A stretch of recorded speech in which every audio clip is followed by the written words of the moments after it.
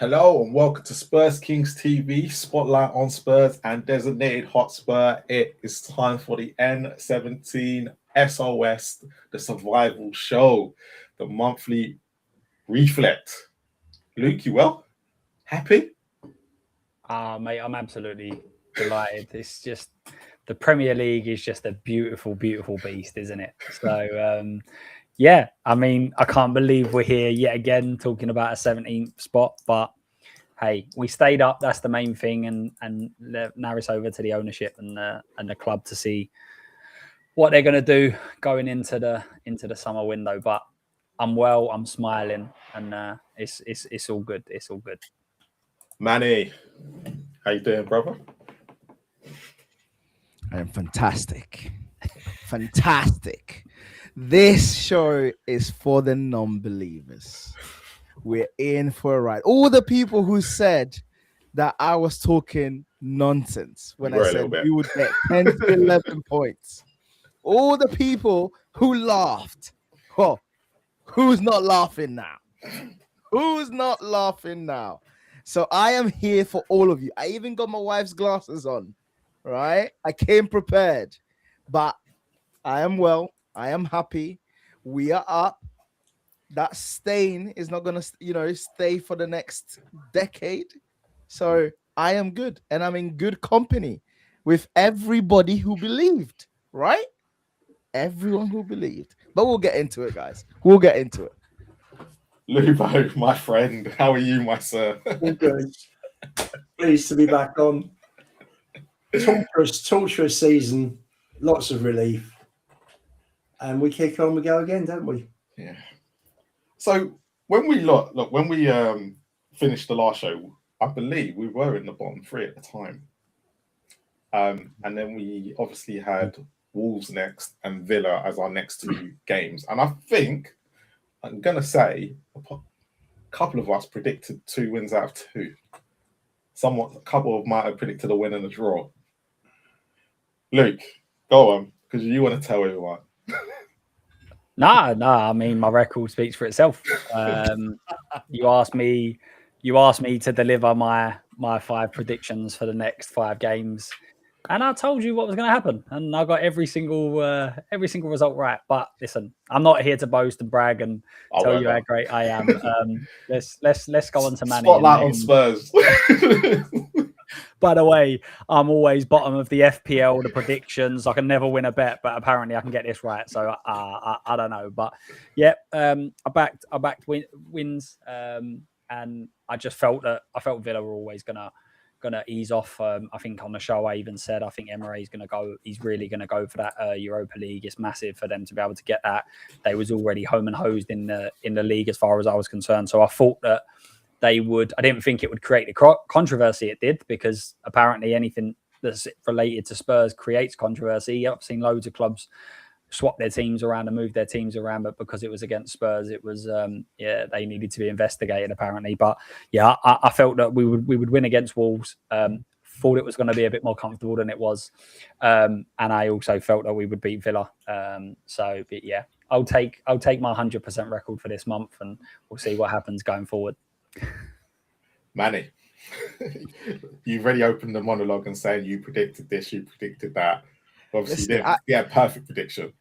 No, I didn't. But obviously, it's not about how you get there; it's getting there. You know what I'm trying to say. So it's not about how I got to the 11 points, but we got to the 11 points. That's all I'm trying to say out here. I don't want nobody today. I am on top of the world. I'm telling you that the celebration police are going to handcuff me in the next few minutes. I'm telling you now. But listen, I predicted Wolves win. And like Luke said, 100%. I was looking at that. I was thinking, goodness me, we're not staying up, are we? Even after the win, I was thinking we are going down after that performance. And I predicted a Villa draw. I didn't predict us to win that game. Hold on. Yeah, Mr. Negative predicted a win. You remember? You did. I have to give you that one. You predicted a win. I didn't believe. Tell you the truth. I knew, as Luke said, I knew they were going to rotate. I just did not think, because when you look at Villa's even the second team is full of names, right? I know it's football is not played with names, but I thought we are not gonna get a win there. But that performance was one of our best performances. So, yep. Lubo, bring you in.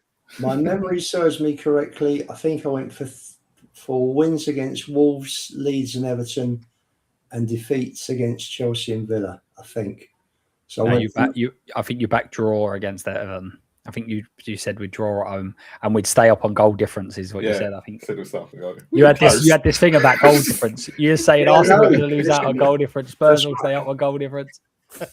So yeah, that's right. I was hoping City would win the league on goal difference as well, but that didn't happen, unfortunately. So we got there. At any point in that running, and this goes to anyone and anyone can answer this, did you not have that squeaky bum where you were going, actually, we might actually go down now? No. Wolves. Yeah. The only time I did, to be honest with you, was after Forest, which was before. Okay, which was before, yeah. Before Tudor heard his tragic news, sort of walking out the ground, you just thought to yourself, the team's looking such a mess. There's nothing there. You know, we had a decent 44 minutes. Forest scored just before half time. The second half was a shit show, completely. And you came away from there thinking, you know, what was it, 2 in 22 at that point, I think, and it was, we're done. And then Zerbi came in the week later, and away you go. So yeah, listen, he got them believing. He lifted heads, picked up players' confidence, picked them up off the floor, and got them playing a little bit. Listen, the football wasn't great at all, was it? In fairness, I think Villa was a really good performance, and there were parts of the Brighton game that we played well. But apart from that, wasn't particularly good, was it? In all honesty, Chelsea was appalling. Everton was poor. We were the better of two poor teams. But they did enough to get 11 points from the last 6 games in effect, and they did the job. Yeah, but lack of quality complete, wasn't there? You know, you saw it against Everton. You know, if we'd have had a decent team, can you imagine what we'd have done against Everton with Kane and Son in the team? Would have probably won by 3 or 4. So. And that goes to for probably quite a few of the games. Thomas Frank would still be here if we had Kane and Son still. I'd rather not have Kane and Son. I felt I was on a roller coaster, to be completely honest. So I fully agree with Lubo. After the Forest game, I even said it on the show. I said, if Tudor stays, we are 100% down because his entire approach and to be fair, I could say the same for Thomas Frank, and I know people are not going to like it, but today I don't care, right? I couldn't care less, right? The players that we have cannot get anywhere if they treat the ball like a hot potato, and that is what Frank and Tudor did. Every single time any of our players got the ball, it was lump it up. But back to the point that I was making, after Forest, I was thinking, we are down. And then obviously the Zerbi came in. And after the Brighton game, even though we literally conceded in the last minute, I thought, we're staying up. And then I watched the Wolves game and I was thinking, after that win, I was thinking, oh my goodness, we are 100% going down. And then after Villa, I was like, guys, we're genuinely, we might go for the title next year. Like, it was literally up, down for the entirety of it. I do disagree slightly with Lubo about our performances. I think our attack was poor because we got poor attackers, but we actually had the ball and treated the ball in a much better way than we've done in a long time. And I know a lot of people keep going back to the point, Frank had Paulinho and Bentancur and people didn't like it. It wasn't them being there that people didn't like. It's the application of those players that people didn't like. And you could see a massive change when De Zerbi came in the way he utilized both Bentancur and Paulinho. It wasn't great, but it was nowhere near as bad as what we'd seen, which gave us the chance, which we took. Yeah, I had to send out a Twitter apology to Bentancur. I was like, sorry, Frank Ball just convinced me that your ACL injuries had just finished you off and that you couldn't play football anymore. And then all of a sudden now you're watching Bentancur and you're like, oh, listen, I'm not saying that he's elite, but you're sitting there going, this is a player that can play. You know, everyone that was saying, oh, we can't play through the middle, we can't pass, we've got no midfielders that can get. Bentancur has just come in, and when you consider the length of injuries as well that he's had, to come in and to perform to that level, I think was so good, and obviously was massively needed. Now, again, that doesn't mean that he should be starting week in, week out. That doesn't mean we shouldn't go and upgrade, but I definitely feel like there are certain players in that team that were being held back by the tactics, and unfortunately, that's why that's not necessarily just on Frank. That's on the board. You don't go from an Ange Postecoglou to a Thomas Frank. It just doesn't work. That's why I said it was never going to work, because you can't keep chopping and changing like that. And that's why you've got players that suit one system and don't suit others. It doesn't make any sense. But going back to, did I think we were down at Wolves when we After weren't Wolves? and obviously we scored, but parts of that game, I was like, we're down. We're not recovering from this. And then obviously the man Paulinho, the man that's hated Come off the hour. fan base by 50% of the fan base, comes up and delivers. And without him, without his goals, what's it, 4 points he got us against Wolves? Yeah, 4 points against Wolves. Three against Wolves, I think, wasn't it?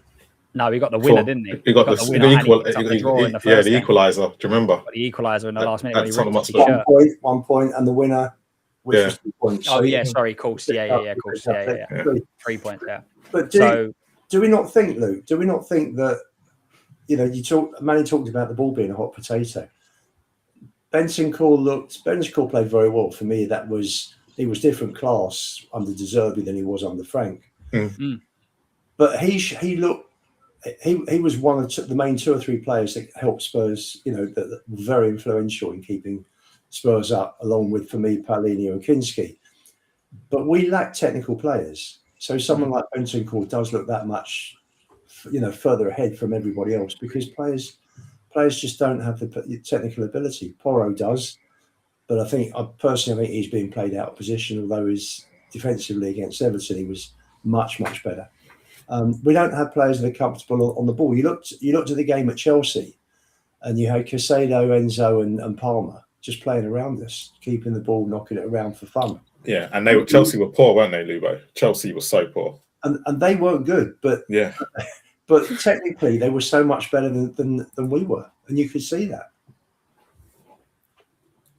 So for me, I think the game that I started to believe, I know I had 45 minutes with Luke on last word, and that's when I kind of switched. But the game where I started to actually believe was actually not any of ours. It was the Brentford-West Ham game. Because after that game, I went, they're not picking up anything against Arsenal, and they're not going to pick up anything against Newcastle. I told you. And I thought they were going to beat Brentford, because I didn't know where Brentford were. Brentford had been playing really poorly up until that point, and West Ham... They hadn't lost, Marlon. They drawn 5 on the spin in one previous one, but they weren't losing. So to be fair, the game was not a 3-0 game. Yeah, if we're being fair to West Ham. Yeah, West Ham should have probably had been out of sight in that first 25 minutes. It was only because they missed chance after chance a few times and whatnot. And then the game switched. I was putting together my daughter's outdoor. I don't know what it was. supposed to take you like 2 hours. Supposed to take you like an hour. And I'm watching the game. I've like not even done anything. Mrs. comes in after like half an hour. Like, how far you got with that? I'm like, oh yeah, I'm not supposed to be watching this game. I'm supposed to. I was just fixated on their game. So, that was a big thing. But I kept saying that when it comes down to the end of the season, it's not necessarily. Everyone kept saying we don't have the quality. It's not necessarily about that. It's about the mentality and the fact that West Ham had been on such a good run. Yeah, did we beat Wolves and go above them, or was it the Villa game we went above them? But whatever it was like soon as we basically took we had 14 games where we didn't win. We basically took half a season off. Didn't even participate for 14 games, basically. Won a game and then went above them. And I think psychologically that was massive. It was And then massive, obviously yeah. they went on a little bit of a bad run. And then you know what you're like. We've been through it. You got lose a couple of games, and all of a sudden you just feel like you're never going to win a game again. Because there were plenty of people saying Spurs weren't going to win their last 5. They weren't going to win a game. So it's a tough one. Well, we were 13 points clear of West Ham at the beginning of the year. Yeah, we were. Yeah. So It's funny because a West Ham fan actually said when and they actually was spot on with this. He went basically West Ham's relegation running wasn't really with Tottenham. When you actually look at it, they had to be better than Forest and Leeds because that was the team they were competing against. The reason why it even got dragged out as long as it did was because of Spurs' bad run of form. Yeah. And it should never have been in that situation because Spurs literally just shit the bed, basically, he said, when with the Frank, Tudor going on to De Zerbi. I think it was something like an 8-game, 10-game streak where West Ham and Forest were both in the top 6 or 7 for form. And obviously teams in the bottom 3 don't go through that form. So when you actually look at it, like if West Ham didn't go through that amazing form, then we would have been up like weeks and weeks ago, which is mad. But that's the point, Luke. That's the point I was making to and to be fair, I have a lot of West Ham friends, right, who get giddy every single time one of their players touches the ball, and I kept saying to them, I was like, listen, yes, you've gone on this amazing run this year, but football is not linear, which is why I was thinking, hold on a second, but their form away from home had been iffy for a while. Yeah. It hadn't lost. It was roaring. 100%. And 100% at home, you could count on them, which is why that game against Everton, when they scored in that last minute, I was thinking, goodness me, we might not do it here, because I had that inkling that they were going to beat Leeds at home, even though Leeds are quite good in general. But that's football, man. As Luke said, we've been sleeping for the whole year, and then all of a sudden we decided, actually, you know what, we want to stay in the Premier League, so decided to win a few games. They should have probably, and when you think about it, the Arsenal West Ham game, forget the incident, but the chances that West Ham had in that game, they should have probably put it to bed then as well. But Raya makes that fantastic save, and just that's when you kind of knew it was starting to fall for us a little bit. But that's another mentality thing again. Yeah. Like they're sitting there going, like, we could have picked up if a decision went our way, we pick up a point against what would be champions, and that gets taken away. All of a sudden, we go from being buzzing for a goal, for a result, for this, and all of a sudden it gets taken. Like, all of these little things, they don't really matter at the start of the season, but as it gets to the end, it really, really does. And I think that's the other thing. Like, when you look back at the squad, and that we've had all discussions, every single podcast we've been on, as I talked about this squad not being good enough, the team not being good enough. When you actually look through, particularly like West Ham, they've had players that have gone through runs of form, like Tatty up front for them, Somerville for them, Bowen, obviously. We've not really had any forwards all season go through form, really. Like, I mean, good form. And yet we managed to get ourselves out of it. You know what I mean? He had a bit of a run, didn't he, the start of the season? But outside of that, but no. And also, they had only one injury, by the way, Luke. They had one injury, and it was what's his name, Traore. I don't know. I think there were rumors that he got injured in the gym, but that's just another conversation. They had one injury. He went to the gym. He told us he don't go gym. he got filmed by Somerville in the gym. But they had one. That's another thing that they kept forgetting as well. Obviously, like Luba mentioned, and I fully agree with him, Bentancur coming in and taking hold of that midfield absolutely changed the way we were able to play with De Zerbi. Well, even against player of the season. I don't even know why they did a player of the season this season, but it changed us, and that's what they would not understand, is the fact that they were playing at full pelt, and I didn't feel that they were going to be able to keep that going all the way to the end of the season. Whilst with us, any player coming back would have boosted us, and obviously the Zerbi coming back as well. So, mate, I'm chuffed. I am happy. I'm relaxed. He was the difference maker. Like, I know, and Lubo again's right. Kinski, big factor. Palinia, Bentancur, all big factors. I'm not saying he was a major factor, but Tell got some goals and assists towards the end of the season, chased down that goal for Wolves, which again gives us that confidence to go on.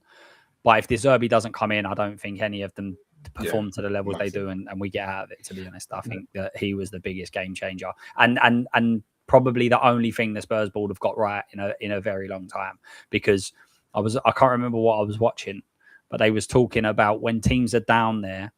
There's a very particular manager that you go to look at. You go and look at your Pulis, you go and look at Allardyce, you go and look at these steady managers that get you. We didn't do that. We kind of gambled and went to someone that we had no real clue if he could get you out of a relegation battle with low on confidence players and stuff like that. And we gambled on that. Do you remember all those stats? He doesn't win his first 6 games when he comes to another. Do you remember Tudor's stats? Yeah. Tudor had some outstanding stats. Oh my God. And that just shows you how football can be so different depending on the situation. 100%. But do you not think with Tudor that he did it with Juventus? Lazio? Italian football doesn't have the intensity that the Premier League does. And I think he probably got a shock when he came across and he saw what was going on. And didn't he say the players weren't fit enough either, so he had to get them fit? Yes. Yeah. So maybe that's what De Zerbi, like, we're all giving De Zerbi credit, but maybe those games that Tudor had of getting them fit actually helped on what De Zerbi was able to pick up. Yeah. Because De Zerbi didn't really complain about the players, did he? He more moaned about their mentality.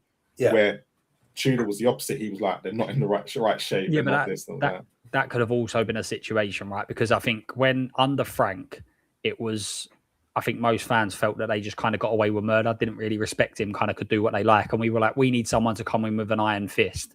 And I feel like Tudor kind of took that literal and was just basically turning around and telling everyone, you're useless, you need to sort yourself out. And then De Zerbi kind of come in, it's like good cop, bad cop, where De Zerbi comes in and goes, you're a great player. And everyone goes, oh, you're so amazing. Like, I love you. Like, he literally could have come in and virtually done anything and looked good. But I think that he's absolutely saved it. And a few people said in the chat, Gallagher, I think some of his performances were very good. But be interesting to see how he gets on.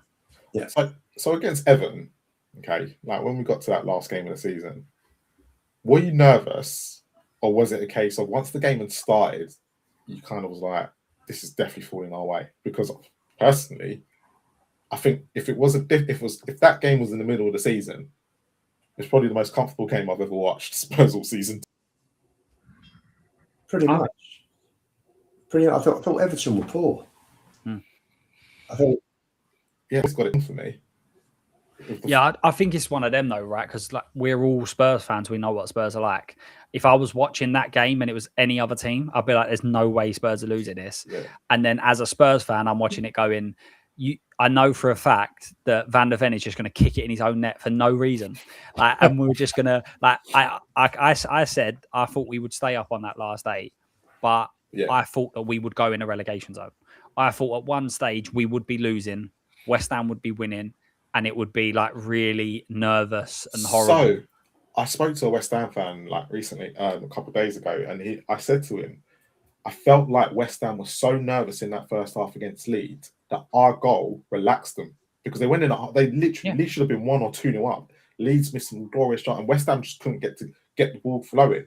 But as soon as they went in at half time, you kind of saw an air of energy that they knew about our result, and they kind of went, you know what, it's out of our hands now, and they literally just turned Leeds over. So it was kind of in that situation where, because we were playing, I thought we played quite well against Everton. To be fair, we just made sure their midfield was stifled. And I think that was very key into the way our performance went, and us scoring, Paulina doing what he does, just kind of helped us out. Yeah, mate. I was absolutely nervous, mate. I'm not even gonna lie. I was literally. This is why I'm asking, because I was nervous. Right? Listen, the thing that I was thinking, right, was because I know a lot of people had that conflicting view when West Ham were playing Arsenal, right, about whether West Ham should get a point or not. I actually thought it was so crucial that West Ham lost that game, because had they not lost that game and got that point, it would have meant that we would have had to match their results. So a point would have not been enough in that last game. But I was a bit relaxed with the fact that I knew we only needed a point, but I was scared about the fact that if West Ham had scored, I was scared about what would have happened in the stadium, because even on the TV, I wasn't able to go because I had to look after the little one. But on the Name TV, Lubo, yeah. on the TV, all you could see was Spurs fans constantly looking up and checking the phone, looking up, checking the phone. So had West Ham scored, I don't know whether that would have seeped through, but us scoring first just relaxed me. I was there. Once we scored, I was thinking, I don't think anything West Ham does is going to change the fortunes, because West Ham would have needed Everton to score twice.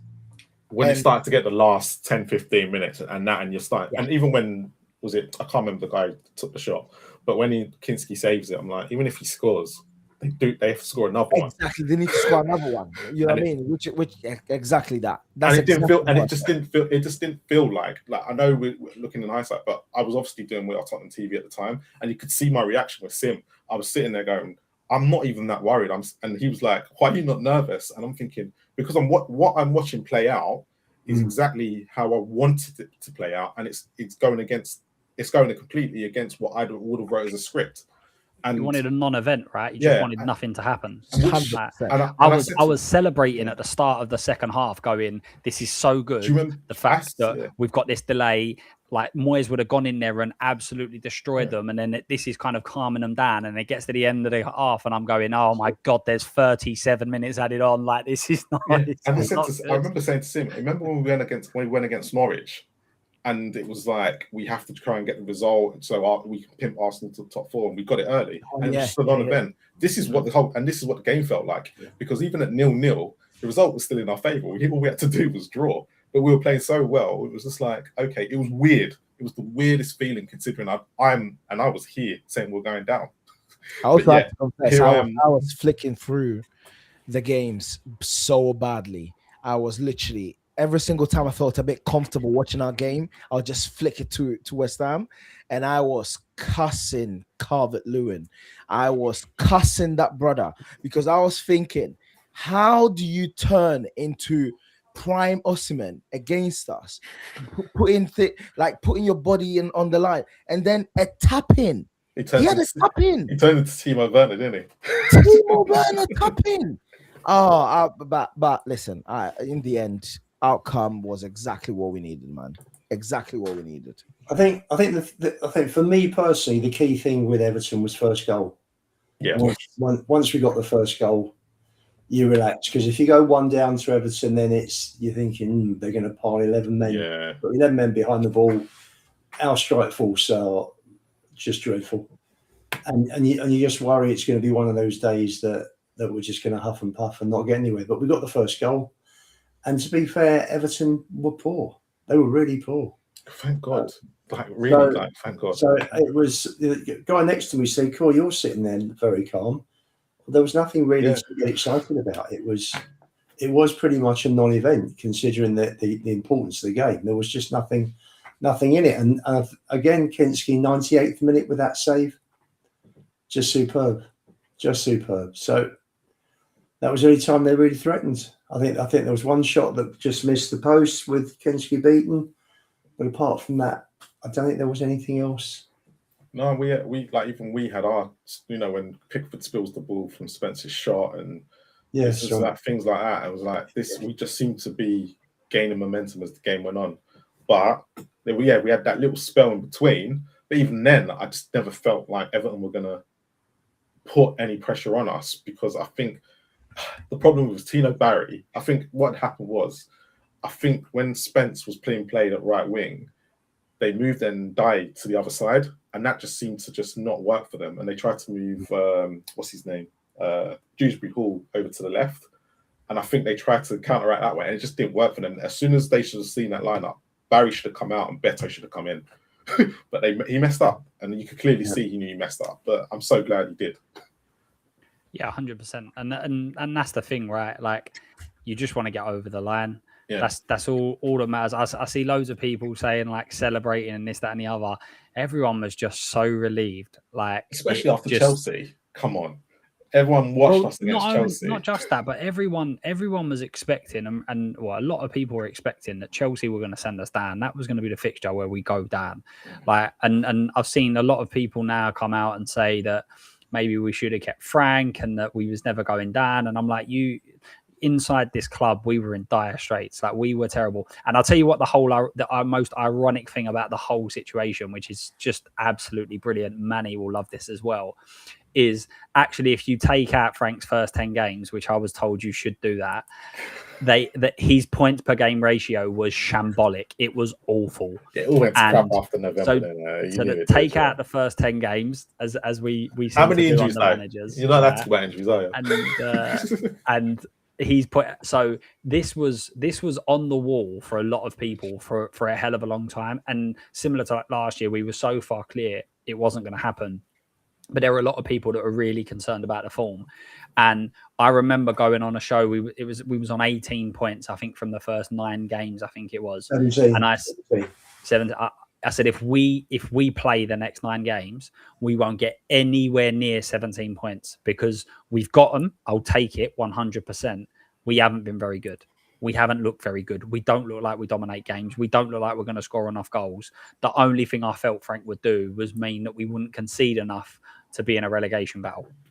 And obviously, you can't, and that's probably has gone in our favor. Like you say that, and we didn't concede as many, which probably has helped us later on.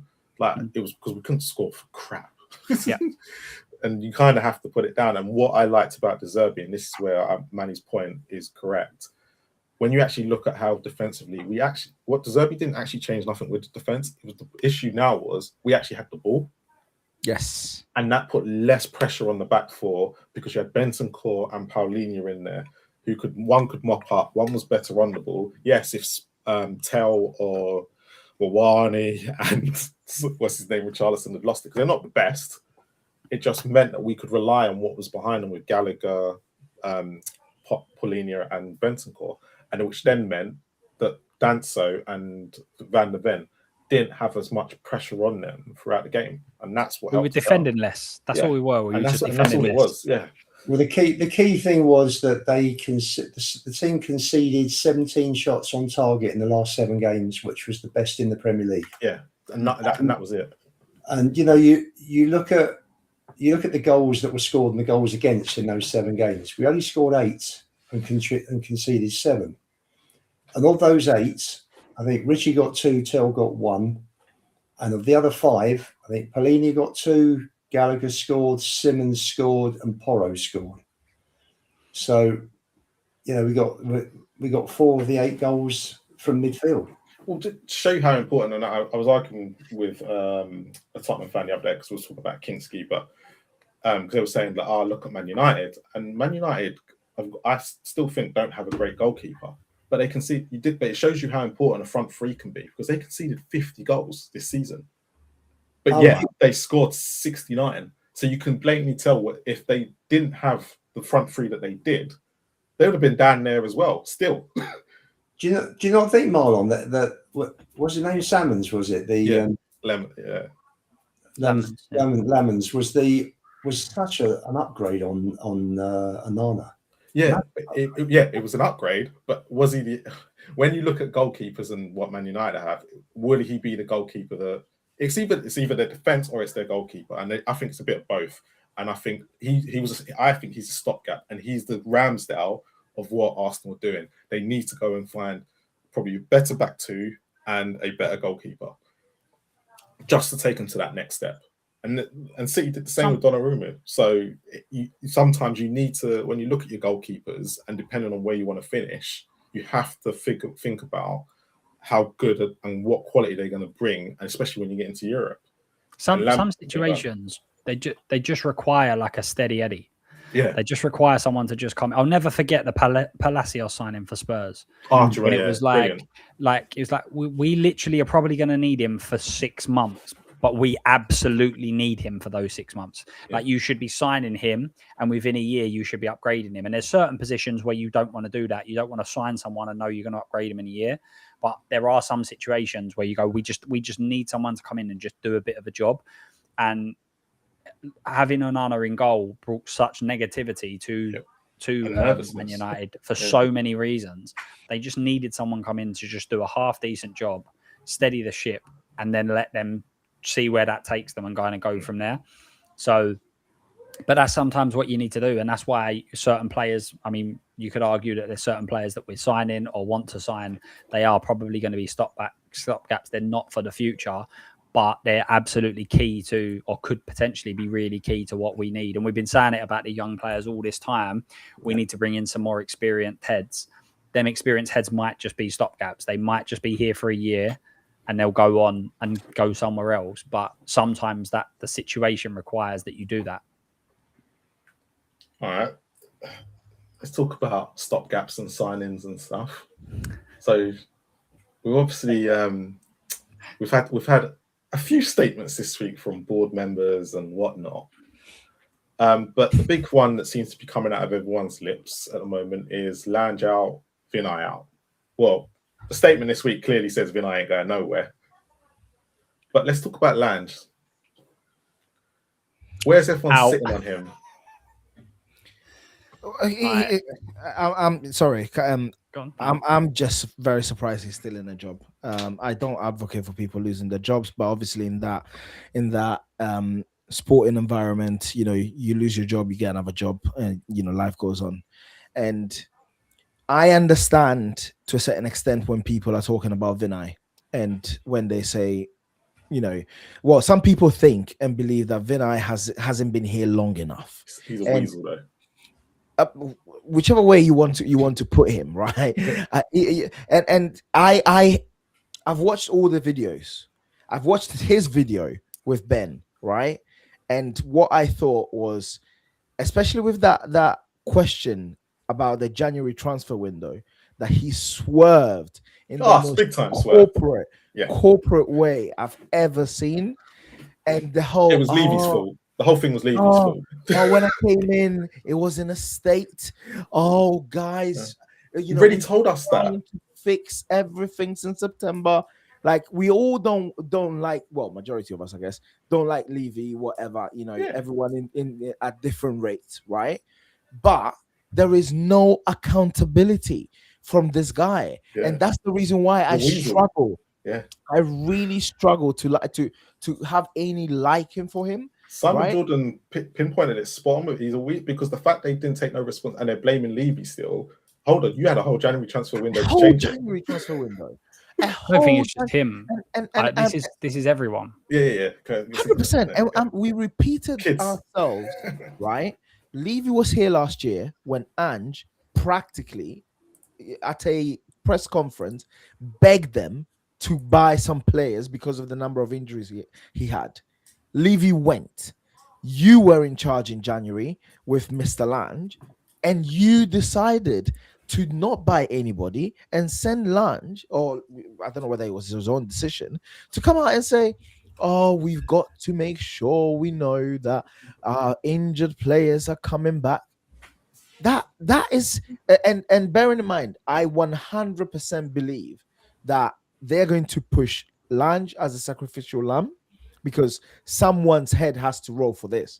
Someone. That's the corporate life. In every corporate setting, if something goes majorly wrong, they'll push someone out there as the fall guy. And I genuinely believe, like, when you read all the statements and you see the fact that there is no mention of Lange, no mention of him at all whatsoever, I think he'll be gone very soon. But Vinay is on borrowed time, because someone who can't take accountability for anything they do, they will make the mistake again. So, well, let's see. But Lange, I'm surprised he's still in a job. That's my verdict. I think it's just a lack of accountability everywhere.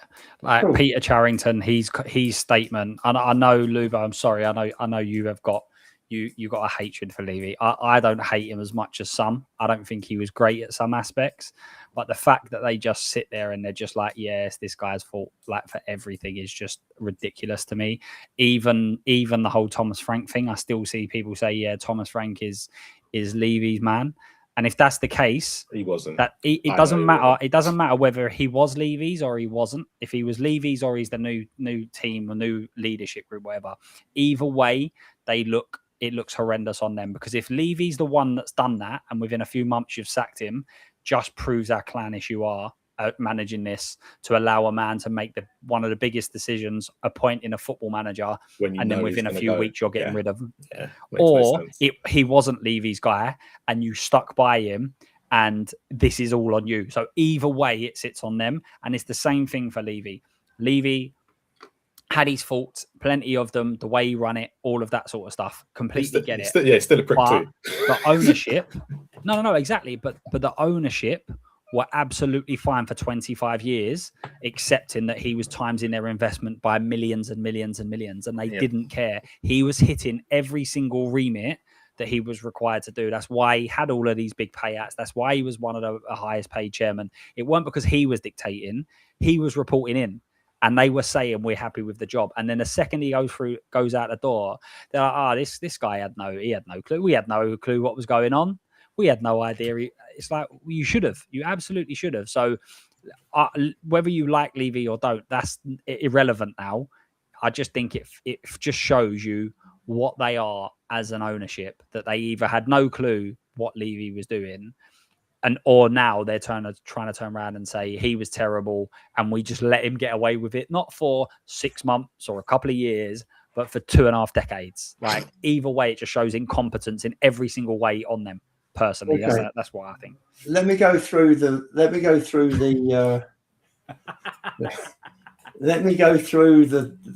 various parties one by one. Let's start with ENIC. If the fact that they had left Levy to run the club on a day-to-day basis, and he ran it, and literally he was involved in every single aspect of the club. Yeah. Louis, it's Palamine's son joined the academy. I think he was 15, and he knows Levy through mutual friends, and he bumped into Levy at a mutual friend party a few weeks later, and Levy said to him, I see your son's joined the academy. Well, what other MD chairman knows the name of every single player who joins an academy at the age of 14, 15? They don't. And the problem Spurs had. Listen, Levy was honest. We can't turn around and say that he lied to the club. He didn't. He said in a quote before they joined that they're looking on Tottenham purely as an investment vehicle. Yeah. That's it. So they were honest about it. No good for us fans at the end of the day. You want a team that's going to compete. Stretch yourselves. No guarantee you're going to win a trophy, but at least have a go. Don't take Spurs up to a certain level where the fans keep coming in and the money keeps coming in, but you're not prepared to take a risk because there's no guarantee of success. So you might be investing X amount without success. Listen, when you're an owner, it's your club. You spend the money as you wish, but they never gave us a proper chance of really succeeding and being sustainable. So for me, ENIC are to blame right the way through. The second thing is that just jumping from ENIC through to Levy, something's gone on there that we don't know about, and it's nothing to do with Thomas Frank being pushed by and signed on by Levy. I think from what I was told, Levy didn't want Frank to bring his team in, and he was overruled. He said no. Levy said no to Nagelsmann to bring his team in. Levy said no to Nuno to bring his team in, and this time he was overruled. So I don't think we can blame Levy for the Frank appointments. But they never stretch themselves. Something's gone on, whether we ever hear about it or not. Joe Lewis instructed an outside team of management consultants to come in and go right the way through the club. And normally that's the case when bosses are looking for validation for their thoughts, and the strategist, the management company went out, consultants went out, gave Lewis their report, and within no time at all, Levy had gone. Now, Levy went on September the 4th. For me, Levy brought in Munn, who brought in Lang, so that Lang lies at Levy's door.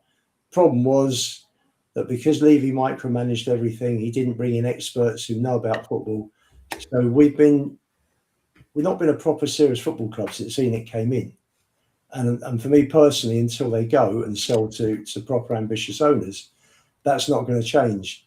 In terms of Vinay, I think I was quite pleased, when he came in. Please weren't the word, Lubo.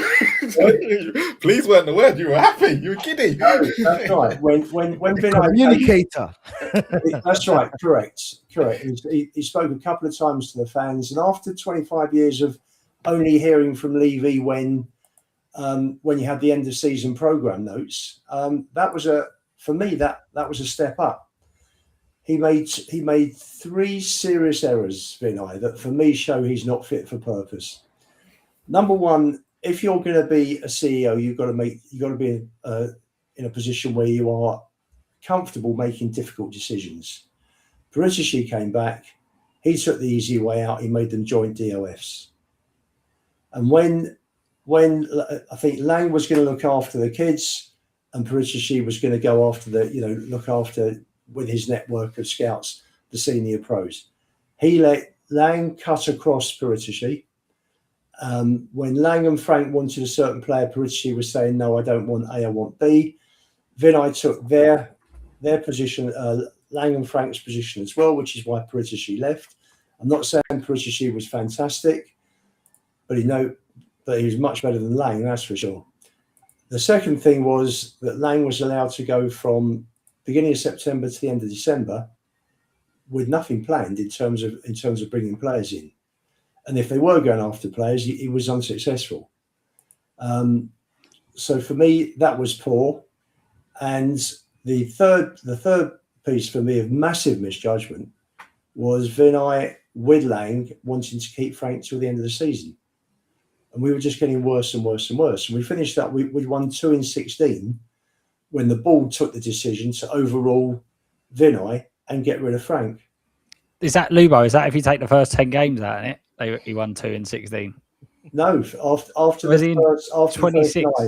first 9, I think it was. Taking that first 9. We're in free fall. You're right. So for me, it was on Vinay's part. It was really poor. Now, what was it? Sorry, Lubo. I'm really sorry. What was that? Did I see that Solanke was a success on that? I'm going to get to that. Oh, okay, good. Sorry, Lubo. And when he came, and then moving from Vinay on to Lang, as I say, the guy had 4 months to sort things out. The squad, listen, for me, for Enoch to bring in 4 senior pros, I call Simmons and Moani senior pros. They played at a decent level for a few years.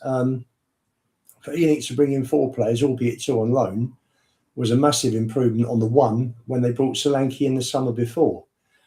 It was nowhere near what we needed, but I don't have any expectations of Enoch. And I mean, maybe this year, De Zerbi's put them in a corner, particularly with their statements this week. They've got to come out and back him now. But in terms of money, they're bringing in free transfers already, so they're covering their outlay already. But for me, Lang just not fit for purpose. I don't see how he can continue to stay in his job. The fact that what he came out with in that interview the January window nearly cost us Premier League status. Yeah, when we say what he came out with, we know it was Vinay, yeah? We Maybe. clearly know it was Vinay. Yeah, all of them. Yeah. All of them. Like he's just basically said what Vinay told him to. He was the face of it, but it's all of them. It's the fact that they were so confident, and that's the thing. That's one thing that if I think it's a positive, right? Considering there is no positive in this that has come out in of this season, is the fact that the reason why they felt so comfortable not to buy anybody other than Gallagher and Souza, even though at that time, I don't know whether I remember right, but I think we had like 10, 11, 12 injuries or whatever it was at that time, is because of the season before. Because the season before, it was atrocious, finished 17th, but we were in no danger of going down. So they literally just thought we're not going to go down. We're absolutely fine. And if there is anything that maybe might come out of this season that will probably be a positive, is that if there is something that scares a board member, a shareholder the most, is the thought of their assets valuation being wiped off. And they were 90 minutes and a Kinski save away from being relegated and their asset, the valuation of the asset plummeting. So that's the only thing that I'm thinking. Maybe they're gonna look at that and say we can't have this ever again. Manny, I just want to add to that, because just the final part of me going through all the guys there. Luke, you were talking about, Levy's meeting his KPIs every year. The profits are rolling in. The Lewises didn't take any dividends, interestingly enough. They weren't taking any. They didn't take anything out of the club. I think Levy took 60 million out, I think, over 25 years. But the way Levy built the business, in effect, because he ignored the core part of the business, which is the football side, we were one defeat away from the whole thing tumbling down nearly, because all of this is built on quicksand. If you neglect the football, you finish up in the Championship. They were looking at a £270 million loss, and probably anything over from $1 billion to $1.5 billion off the value of the assets. So to me, if you start neglecting the main part of your business, that's ridiculous. That's pure stupidity. So how people can say he's a great businessman, God knows, because this is his legacy, and to an extent Joe Lewis's as well. Where we were today. He didn't ignore. Oh, here he is. I've got to mention Levy. I was just gonna say, he obviously. It's easy to say that that he either's positive or negative, right? He either takes all of the criticism or he takes none of it. You can't have it where he's responsible for bits and he's not responsible for others. So whilst I agree we could have pushed the boat out, and again, if I'm an owner and I keep seeing the fact that Levy's gone cheap here, Levy's gone skint here, Levy's not spent this here, I'd be turning around going to him, why are you not spending the money? If they were willing to spend it and wanted to spend it, they could have easily said to him, you need to start spending more. And they didn't. Yeah, but the other part to it is that, yes, he did. The football team has been neglected now, but he also gave us the best side that we've seen in 25 years in that Pochettino. He obviously, if he's taking the criticism of it, leaving it in a bad state and allowing the team to think, he has to obviously take the positives of building that team. That Pochettino team that we all still look to. No, he still left us short. He's still absolutely. But what I'm saying is 11 was great. But the ownership, they are the ones that. 100%. I fully agree with you. So, while you're saying, and I completely agree with you in terms of there's two parts to this. There's your footballing, there's your business. From a business point of view, he has done remarkable from what it's grown to what it is. He has done remarkable and what he's built and what he's left. But the facts is that right now, you have to earn money on the pitch. You have to perform well on the pitch. That's why we're in all of these metrics on finances right now, even though we've not been that successful in terms of winning trophies, winning titles and stuff like that. So there is a part of it that plays both hands. But what I'm trying to get at is it's not even really about Levy and whether he's at fault or he's not. The accountability is always at the top. If he was doing a bad job for the first 15 years, you should have sacked him 10 years ago. If he was doing a bad job 8 years ago, you should have sacked him 8 years ago. If it was 5 years ago, you should. But the fact you sacked him now, unless you're exactly. But they were perfectly happy with him until they wasn't. And then it was, I kept calling it Levy got Levy. But it's the kid. He done exactly what he done with all the managers. But it was profit before glory, wasn't it? Yeah. It was always profit before glory. So Levy was doing a great job for Lewis. Yeah. When it was Lewis and Levy, Lewis was happy. Lewis didn't really care. 100%. From the sounds of it, the reason why that relationship is now broken down is because Levy tried to get the club sold behind his back. But that's all nonsense. Yeah. That's all nonsense, Marlon, because that was the thing that they kept going to. Yeah, well, Levy's preventing us from selling the club. You've literally just come out in a statement a week ago saying you're not selling the club. It's all nonsense. Everything they come out. No, yeah, but they said that Levy was trying to get the club sold. So that was the reason. Apparently, they don't want to sell. Well, I don't know if they want to sell it. That was what we were fed. No, they were saying that what I read was that Levy was holding the club to such a high valuation they weren't getting bidders, but yet now they're coming out saying that they're not interested in selling. No, so I heard that what the problem was that Levy was going behind their backs trying to get people to come in and sell, and they didn't want to sell. But Levy was still trying to be the chairman of whoever was coming in. That's where and it was doing this. But they're not interested in selling it, yeah, but so it doesn't make a difference. Yeah, so that's why if they're not interested in selling it, is the reason probably why they've pushed Levy out, because they don't want him to be there if he's trying to get other people to come in. I think Lubo's right. I think there's going to be something that will come out where there's a bit more to this. Yeah, there's going to be a bit more until and that's the thing at this present moment. But with Levy, I always go, look, at the end of the day, with him, he's part of the problem, but he's not the full problem. And no, he can't be the full problem for me, he ran the club on a day-to-day basis. Yeah. So in terms of missing out on players, not moving for players, not spending enough on, when a manager wanted a player, but he couldn't get him because Levy lowballed the offer, and in the end, Spurs had a head start on Eden Hazard. Joe Cole phoned Harry Redknapp up and said, "We got a fantastic kid." Yeah, but he messed about so much that evidently the little chairman. I know. I will give him the benefit of the doubt of Eden Hazard, because I heard a lot with that transfer.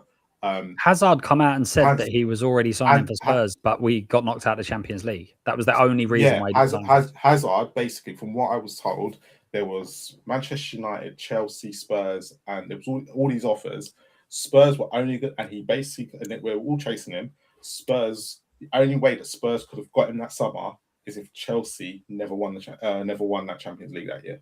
He would have been our player, because we would have been qualified for the Champions League. He messed everyone about.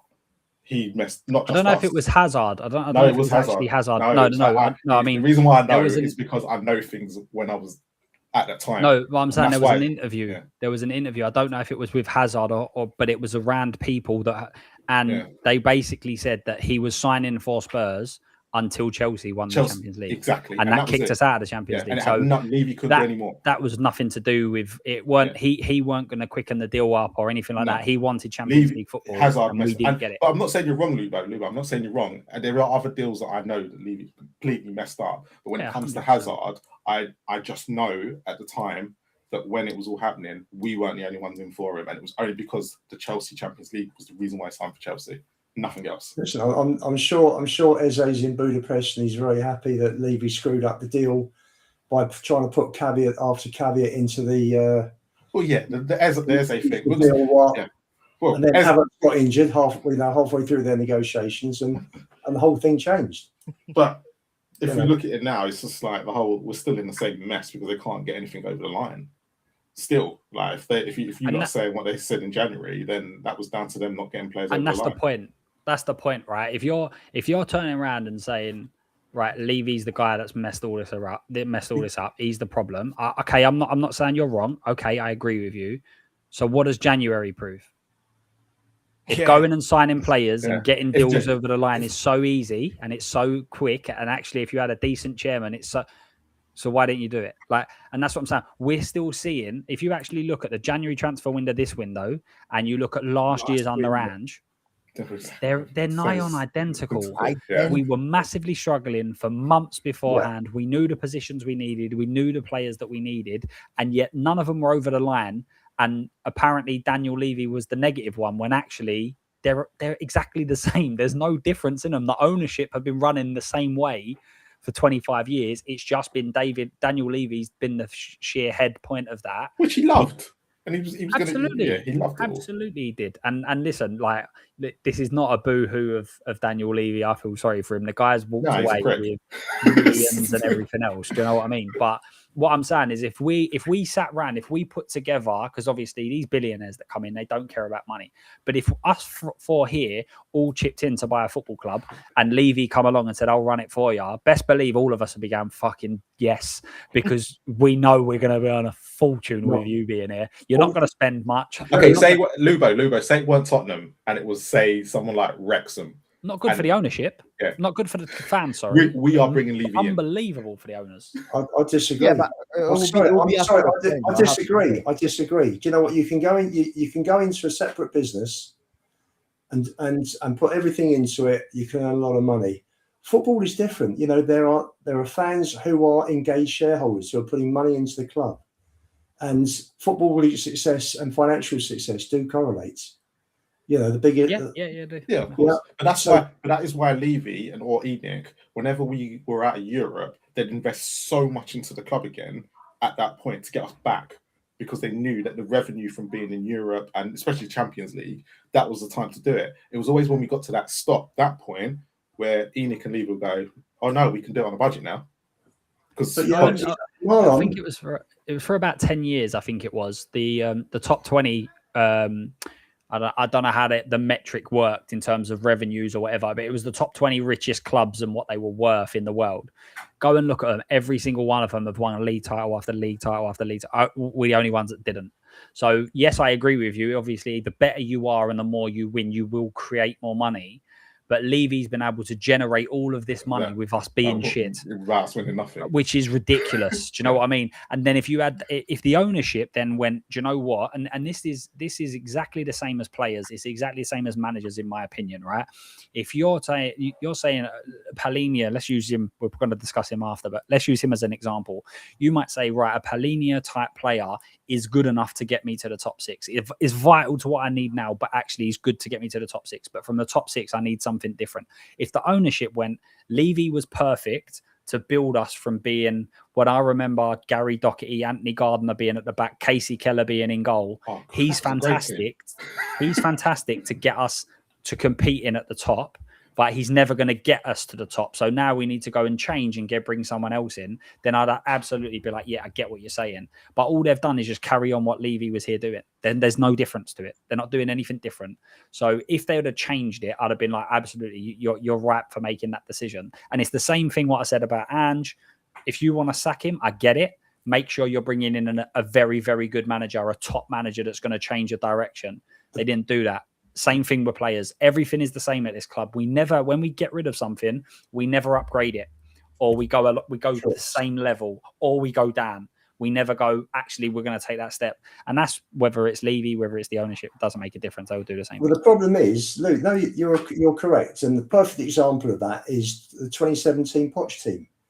Every single player that's been replaced, that's replaced every player from that team has been a downgrade.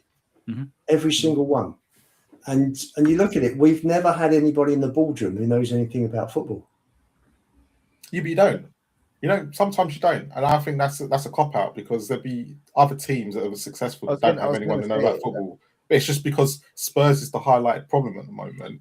And the problem we've got, and I think this is what's key to everything, they're saying that no one's ever concentrated on the football part of the pitch. They don't need to know. Tell me who at Man City, who was in the boardroom that knew about football when they came in. They didn't. They just knew what they needed to spend to get in there. We've got people that know football. But the problem is the people we employ are hamstrung because of the amount of money we want to put in. Like, knowing football is completely irrelevant if your team is being successful. But Man City also. I'm just using Man City, but I look at Arsenal this year.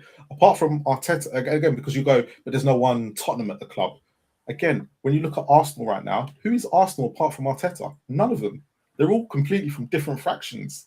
They've never had no affinity to Arsenal before until now, but yet they've gone and won a league. It doesn't work like that. What needs to happen is you need to have competent people being competent in their job. You don't need to know about football, because if you look at most clubs, most of them don't know about football. It's just you need someone to come in and have the ambition to go and run a football club and know how to differentiate between the two. So So you're saying also that ENIC have never had that ambition to get to the top? No, they've had the ambition to get the ambition that ENIC had, that we've all said, was to get to the Champions League, and they settled. They never had the ambition to take it any further, because if you look at every statement that Spurs have ever had, and this is down to them, if that's their ambition, fair play. But they've never come out and said they want to win things. That's never been the ENIC way. Football is very much it's a gamble regardless. You can go and spend billions and it don't result in success. Yeah. So when you're looking at it from an investment point of view, you can't go into football on the basis that you're going to improve your finances. You're going to, it just don't work like that. So they can go, they know that we're not at this moment, but a couple of years back we were a top 4 team. That's where we were. To go and get that number 1 prize, it might have costed 800 million, and you might have got nothing from it. And they're going, it's not worth the gamble. Yeah, that's absolutely not worth the gamble. However, if I spend 100 million and it guarantees me Champions League, and I'm getting, then absolutely that. And that's all it's always been. Spurs, and that's the thing. But they'll charge the fans the highest prices. Yeah, because we'll pay it. Outrageous. But we'll pay it. Like, you can't, unfortunately, it's a business. Right? It is a business, and this is the problem, that we can sit there and moan, but if we're going to pay it, then why? Like, that's what's going to happen. They're going to charge for our loyalty, and that's, unfortunately, we're not the only football club that does that. Every single football club does that, and this is the issue, that you can sit there and moan. We are one of the worst at it. We are one of the worst. We're just terrible like us that charge the prices that we do. Yeah, but Arsenal charge the same prices as us. Arsenal, hang on, but Arsenal put the players on the pitch. They only recently, but not in the before that, when they were under Wenger, they were moaning head raising this way because they weren't signing the players that they should have been. They got Emery, and they were still having the same problems. You've got to remember, Arsenal have only done it in the last couple of years. Hang on. They were winning trophies. Even in the barren years for the league. Yeah, but that's because Arsenal as a football club have always won FA Cups. Yeah, but Arsenal have always won trophies, and their mantra is to win trophies. ENIC's have never been to win trophies. No, ENIC's haven't. But Marlon, before ENIC took over, I think we were virtually level pegging with Arsenal in terms of about 10, 15 trophies. It was about 10 trophies they had more than us. It was more Chelsea than that lot. It was. We weren't that close. We weren't as close as people think. But remember Chelsea, we were 4th best. I think Chelsea were behind us and City were. But Arsenal, Liverpool, and Man United were way in front. I don't think. Go back and check 2000. Don't think you'll say they're way. They were ahead of us more than we think. But before ENIC joined, we won 13 trophies in 39 years, 1 in 3. Now we've won 26, which is 1 in 13. That's what we want. Is that what ENIC wanted? ENIC have always said, and they've told us the truth. If you think about it, they always wanted Champions League. They didn't want the FA Cup. They didn't want the league. That was all bonuses.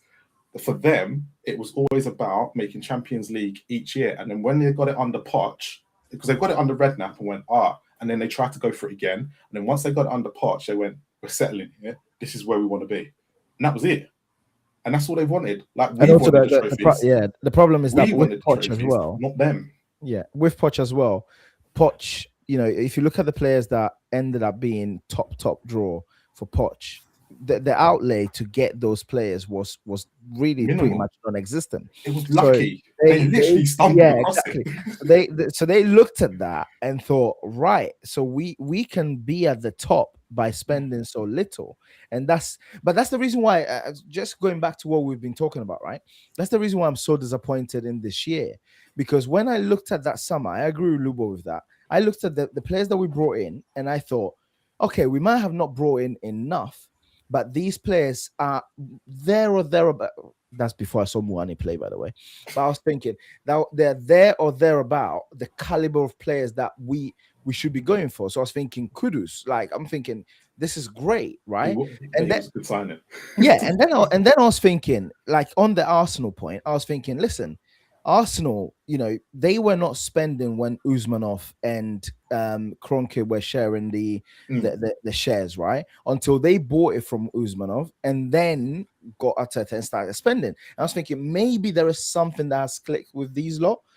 That January window just deflated me because now I'm starting to think, has anything changed? But just going on the Arsenal point, if you look at the sports franchises that they own, Apparently, that's what they've done. They turned them over to become successful. Yes. Okay. Liverpool again worked in the sports industry, and that's what they like. Their fans still moan, but that's what they kind of work for. Again, there's no football people there.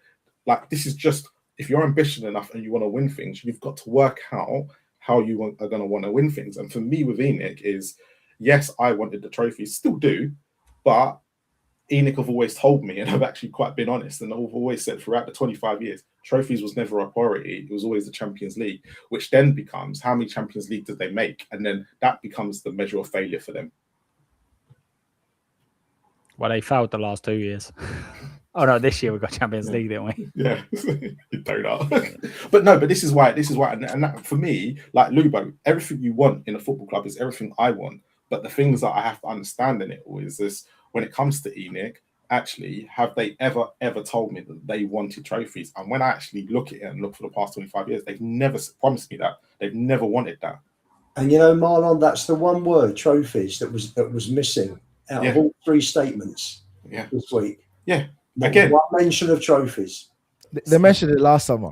They said they got when we had it. When we had it, yeah. But this is the thing, and this, like, I don't want ENIC to be here. I didn't want Levy to be here. But at the same time, it's the case of, the next owners might come in and they might have the same. They might look at it, come in and go, actually, we don't need to do much here because this club makes a lot of money. As long as we get them to a certain point, we're making a crap load of money. And that's the problem that I think we're going to have, especially with others coming in. I think I'd twist rather than stick.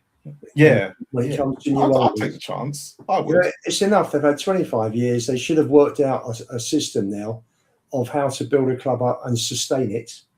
They don't, because they're not interested in the football side. They'll take the football side up. I said before, they'll take the football side up to a certain point. Yep. And then stop. And then stop, because then they're into high risk. And they're not into high risk. They're risk averse. And that's exactly the point, Lubo. Go back. And Sean's always said that, to be fair to him. He's always said, Sean, like, I know he's been protective of them, but he's always said they've been risk averse. And that's been 100%. You can tell that. Go through every decision that they've made since. You can say even with Levy, right? What decision have they made where they've to dare is to do? Not one of them. They went safe with Frank. They went safe by keeping Lang. Paratici come in. They even said, "Look, we'll do a split role so you can kind of share it." They went safe there. I'd say twice, and they're dead. They messed up. So Ndombele was a gift, and that's where they tried to be early and give him, and went and tried to break the record. But the other time was the Gareth Bale money. He was stung by that. He'd never be. Levy, never again. No, I mean, I forget about Levy. I'm talking about now. I'm talking about like in the last year. We talk about today is to do. We talk about trophies. We talk about like just going all out, just trying to like basically what Ange was saying. We need to do. We need to just fuck everything else off, and we need to go for this. Like actually daring to try and do something. They've not done anything. They kept Frank far too long. Then instead of going with an inspiring signing and bringing in a manager that's going to really go and do something, they brought in Tudor. The only thing that they've done since then is De Zerbi. But even the signings in January wasn't daring, wasn't it? It wasn't sitting there going, look, we're just going to spunk 150 here. Look what Man United done last year. Yeah, Gallagher was safe. Look what Man United finished 16th or whatever it was. They lost out in the Europa League final, and they went, bang, here's 200 million on attackers. Can you imagine what world Spurs would have been in if we'd have done that last year? If we'd have lost to Man United, with this ownership gone and spent 150 million on new strike force, or 200, they would never have done it. United did that when Ten Hag came in. They bought Martinez for 48 million. They bought Casemiro for 70, and they bought Anthony. Was it Anthony? For about 85. So they went and spent 200 million there. Now a lot of that was wasted on Anthony. He didn't make it over in the Premier League. Problem is that we've always been short. We're always those 2 or 3 players short all the time. Redknapp, we're third in the table. He said to Levy, I want Tevez and Nelson? Suarez, yeah. Suarez was a year earlier. That was under that was Redknapp. Yeah, we got Nelson and Saha, wasn't it? Yeah, it was meant to be Suarez. I remember. Definitely meant to be Suarez. Yeah. that, you know, there have been so many. Mane and Wijnaldum, the year We ended up with Sissoko. beginning of the season of the last season at the Lane when we finished second. I mean, those two would have helped us get an extra 7-8 points and win the league. I'm sure. Listen, I know Chelsea set a high bar with 93 points, but I've still got that X message to tag in Tottenham Hotspur guy, Musa Sissoko. Really, what the fuck are we doing here? To be fair, he did help us get to that Champions League final. He was all right in that, to be fair. He did, and there is an argument to say that he makes our top 10 signings under ENIC, because virtually everyone else has been shocking. Yeah, it's been. Nah, he wouldn't make the top 10. ENIC have made some quality signings throughout the years. Don't get that twisted. It's 25 years. They must have made more than 10 quality signings. When was the last world-class player we signed? It'll always be Van der Vaart. Probably Bale on the loan, I would think. Oh yeah, it's true.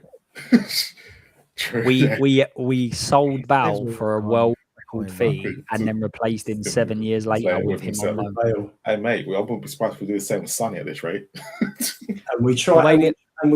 We didn't succeed, but we tried to replace Eriksen with Eriksen as well, didn't we? So depressing. Eriksen weren't coming back. He despised everything them lot had done and tried to force him out and tried to get him to sign that contract. He never forgave him for that. And it's not for the lack of funds, is it? No, it's never been a funding issue. There's no funding issue. It's when we look at it, it's been an ambition issue. Yeah, 100%. 100%. But then there'll be a lot of fans outside the top. Well, there'll be a lot of fans of other things and going, but what do we expect? We've never been trophy winners. Yes, we've won 2 or 3 trophies every 10 years, but Tottenham Hotspur have never been ones to win trophies every year. Actually, Levy and ENIC have got us where we were competing for a Premier League title at one point. We've got some numerous semi-finals and whatnot, and that's what other fans will tell us. I give them credit for that. There was a reason why, if had we got relegated, right? I was looking at the last however many years, I can't even remember. The average revenue in the championship is 40 million. Had we gotten relegated this year, our revenue, after losing 300 million, our revenue would have been about 250 million. So that tells you that, and I know people are saying, "Oh, the championship is difficult." That tells you the position we're in as an institution. So we are future proof. Yeah, we are. It is an institution now, right? Like, this is football, it's a business. Don't tell Luke about that. We're a football club. Manny, if you've got what, 300 million turnover, and your wage bill at the moment is 260 million. Well, it's 260 million, but I believe you were smart enough to put those clauses in everyone's contract. How do you know that? No. I'll tell you this now. I can tell you this now. Most football clubs, because of Leeds, most football clubs, even Manchester City, will have a relegation clause in the contract. Yeah, it's not just Levy. It's everyone's Football Manager. It's not just the Levy thing. Yeah, true. 100%. It's a Premier League thing. Leeds were the reason why they had to do it. A lot of but also as a player, I was listening to a podcast yesterday. Majority of players don't care about that when they're going to top clubs, right? Because they don't think they're going to get relegated. Yeah, so they don't. Yeah, it's in the contract. Yeah, but bearing in mind, but in any case, that's the reason why. That's one of the major reasons why me and Stel have been going at each other for the past week and a half, right? About this whole delegation thing, where I was saying to people, had we got relegated, it would have even pushed further. If there was any chance of ENIC leaving, it would have pushed that further, because all they would have done, even if, let's say, Lubo, let's say our wages did not even half, all they would have done is they would have looked at it and thought, do I want to sell this business for 1.5 billion less, or shall I put in 100 million to get it back to the valuation? Like, people just don't think. People who literally were rooting for us to go down do not think, because it wasn't going to be a reason. Because my thing was, if we go down, how do we? If they can't even get it right in the Premier League, how the hell are they going to get it right in the Championship? That's right. There was no reset. So I didn't really get it, but this is now the most important part. 17th in 2 years. This is your reset. this is where And we will now know whether, and this is where Lubo in a year's time will go, I told you, but this is where we'll know where Enix's ambition really is. 100%. And they have got a proper, if they do it right, which is outrageous, right? Because Spurs got the manager. Spurs don't do things right, but they've got the manager in place. But if they get this right, let's just have a look at who's in Europe this year, right? Bournemouth in Europe, never been in Europe. Sunderland, never been in Europe. Brighton, Palace going to struggle in Europe. All of these Palace teams struggled this year. If you actually look at the points, like 54 points. Liverpool only got 60 points this year. They lost 12 games. Like, we're not talking about a league where it's ultra competitive, yes, but it's not star quality. These teams are not picking up points ridiculously and stuff like that. There's no Pep next year. If with a free look at Man United, I'm not comparing us or anything like that but Man United with a 3 year picked up 71 points. They were 17th last year. Yeah, and it was because of their front. Like I said, we go back to it. It was their front three, the ones they went and got them to where they got to. You're spot on with that, Luca. But also, sorry, one last thing I wanted to add on that as well, right? Is the fact that Carrick, as you said, had one game a week the whole since he came in, right? He is now going to go into the Champions League playing 2 games a week, and as a manager, he's obviously in the Championship, but this is a different level of quality, right? How is he going to cope with that? Chelsea, new manager. City, new manager. Liverpool, I don't know what Arne Slot is doing, but you know what I mean? So you're right. I don't know why. And it's Arteta's last year, next year, if you hear what he said. And he hasn't. He's got a year left of his contract. Have you seen what's all over the papers today? No. What was in papers? They started talking about a new contract with him in the new year, and they'll be nailing him down for an extended contract next week. So he said, do you see the interview though? He goes something about that he probably thinks that someone needs to now take it to the next step. What? So after, when they were on the pitch, it's on the Sky Sports interview, and they were a bit like, that's a bit because he's got a year left of his contract, hasn't he? Damn. So it'd be interesting to see if he actually stays long term. I honestly don't see anybody getting anywhere near them next season. No, because of the whole league, unless Alonso comes in and does what he done at Leverkusen, it's curtains for everybody. The one thing about this year I will say is it made me I always felt that my love for Spurs was equaled for my hatred for Arsenal. And that last few weeks, 100% had it in my, like, people were going to me, what do you feel about Arsenal winning the league? I was like, genuinely, and this is not, I'm not trying to, I couldn't care less. I was so worried about Spurs going down. I generally couldn't care. I did not care. And I said at the start of the season, like, if we go down and they don't win the league, like, would you do that trade off and all of that? My love for Spurs is far more than my hatred for Arsenal. And I generally believe there was a situation where we could potentially go down this year, and that I never ever want to be there again. And if that means that Arsenal dominates for a while, then unfortunately I'll take it. But we can't be a championship club. Like, this is just outrageous. Yeah. I thought I hated Arsenal more than I loved Tottenham, but actually you're spot on. I was the same. Couldn't care less. I care about tomorrow. Don't get me twisted. Yeah, absolutely. I didn't like it. I wasn't a fan of it at all. But because of the way the whole thing's panned out, especially with the Crystal Palace was mostly on this week as well. You've literally the shine's been taken off their league because of everything that's been going on. And it was really funny. I woke up Sunday morning and I'm expecting to hear Arsenal lifting the trophy today. This and that. It's just West Ham, Tottenham.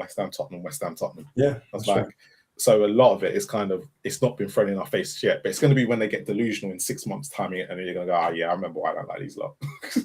When everybody's better than this person, that person. But yeah, you are right. When it came to the love for Spurs this year, I just didn't want to see us relegated.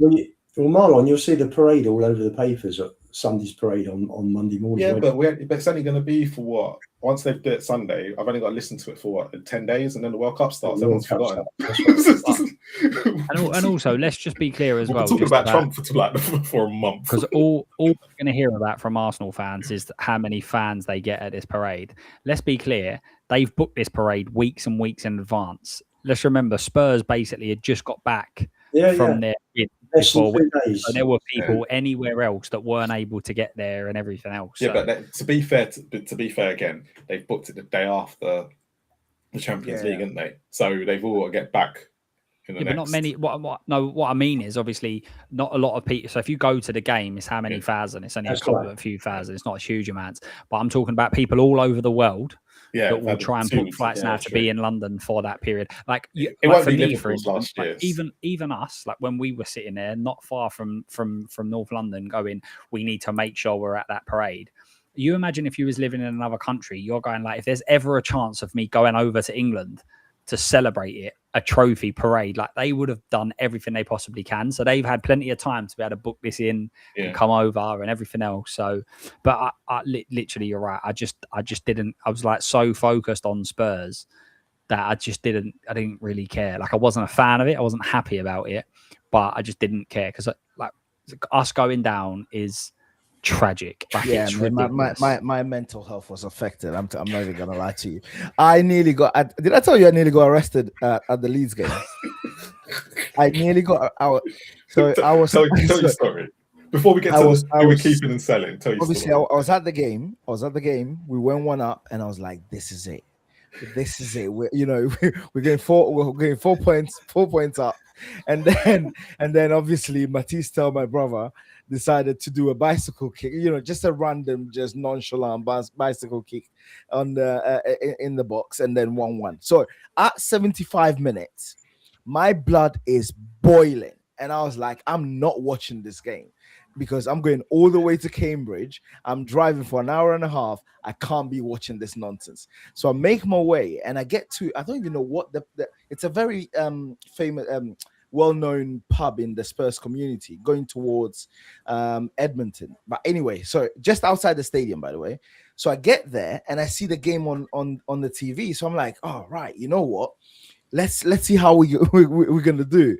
So I'm watching the game, and then the Madison incident happens, and I lose my head. I was outside. I lost it. When I realized that they did not give that pen, I lost it. So I'm jumping, screaming. I'm jumping, screaming, and I slip. And there were 3 policemen standing right next to me. So as I slipped, they think this guy is drunk. So the guy came to me, held my hand, like, "Are you intoxicated? Are you intoxicated?" And obviously, me being me, I swat his hand, "Don't touch me." Go back, forth, and then literally, like I literally got told, "You got go home, just chill out. It's not worth it." And one of those days where you're like, a few minutes later, you're like, you know what? Maybe I should have calmed down a little bit. Like I could be in a cell right now for absolutely no reason. That is what Spurs did to me this season. After Lange said that we had enough players to get us through, that is what they did to me. So see, my mental health. Lange was right though, wasn't he? We didn't need to worry. We didn't need to stress because we stayed up. So he told you, Lubo. He told you. Maybe we're the fools. We should have believed in him. Let me just get to the super chat quickly, and then we'll go through keep, sell, and loan for the last 20 minutes. A user has said relegation would have impacted people's livelihoods. Yeah, it does. West Ham are probably going through the same now. And I have no doubt that we probably got a lot of staff as well, being the club that we are. We probably got a lot of staff members on, and a lot of them would have felt that. So yeah. Sure. And even the people in the YouTube, even the people that Spurs fans in the YouTube world, they would have been affected.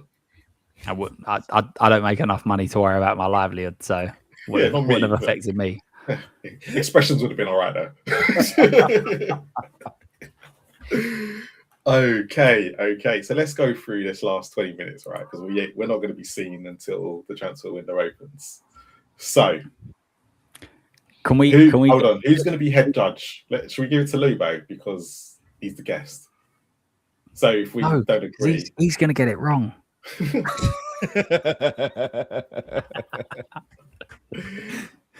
Right, let's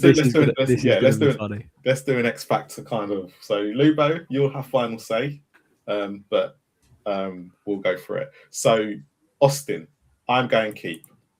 Yeah, he's got to stay. Yes. Manny? Yes, stay. Keep. Lubo, you agree? Yeah, I'll stay with that. What a lovely job he has, by the way. How much is he getting paid? Yeah, but he's only here because of the quota.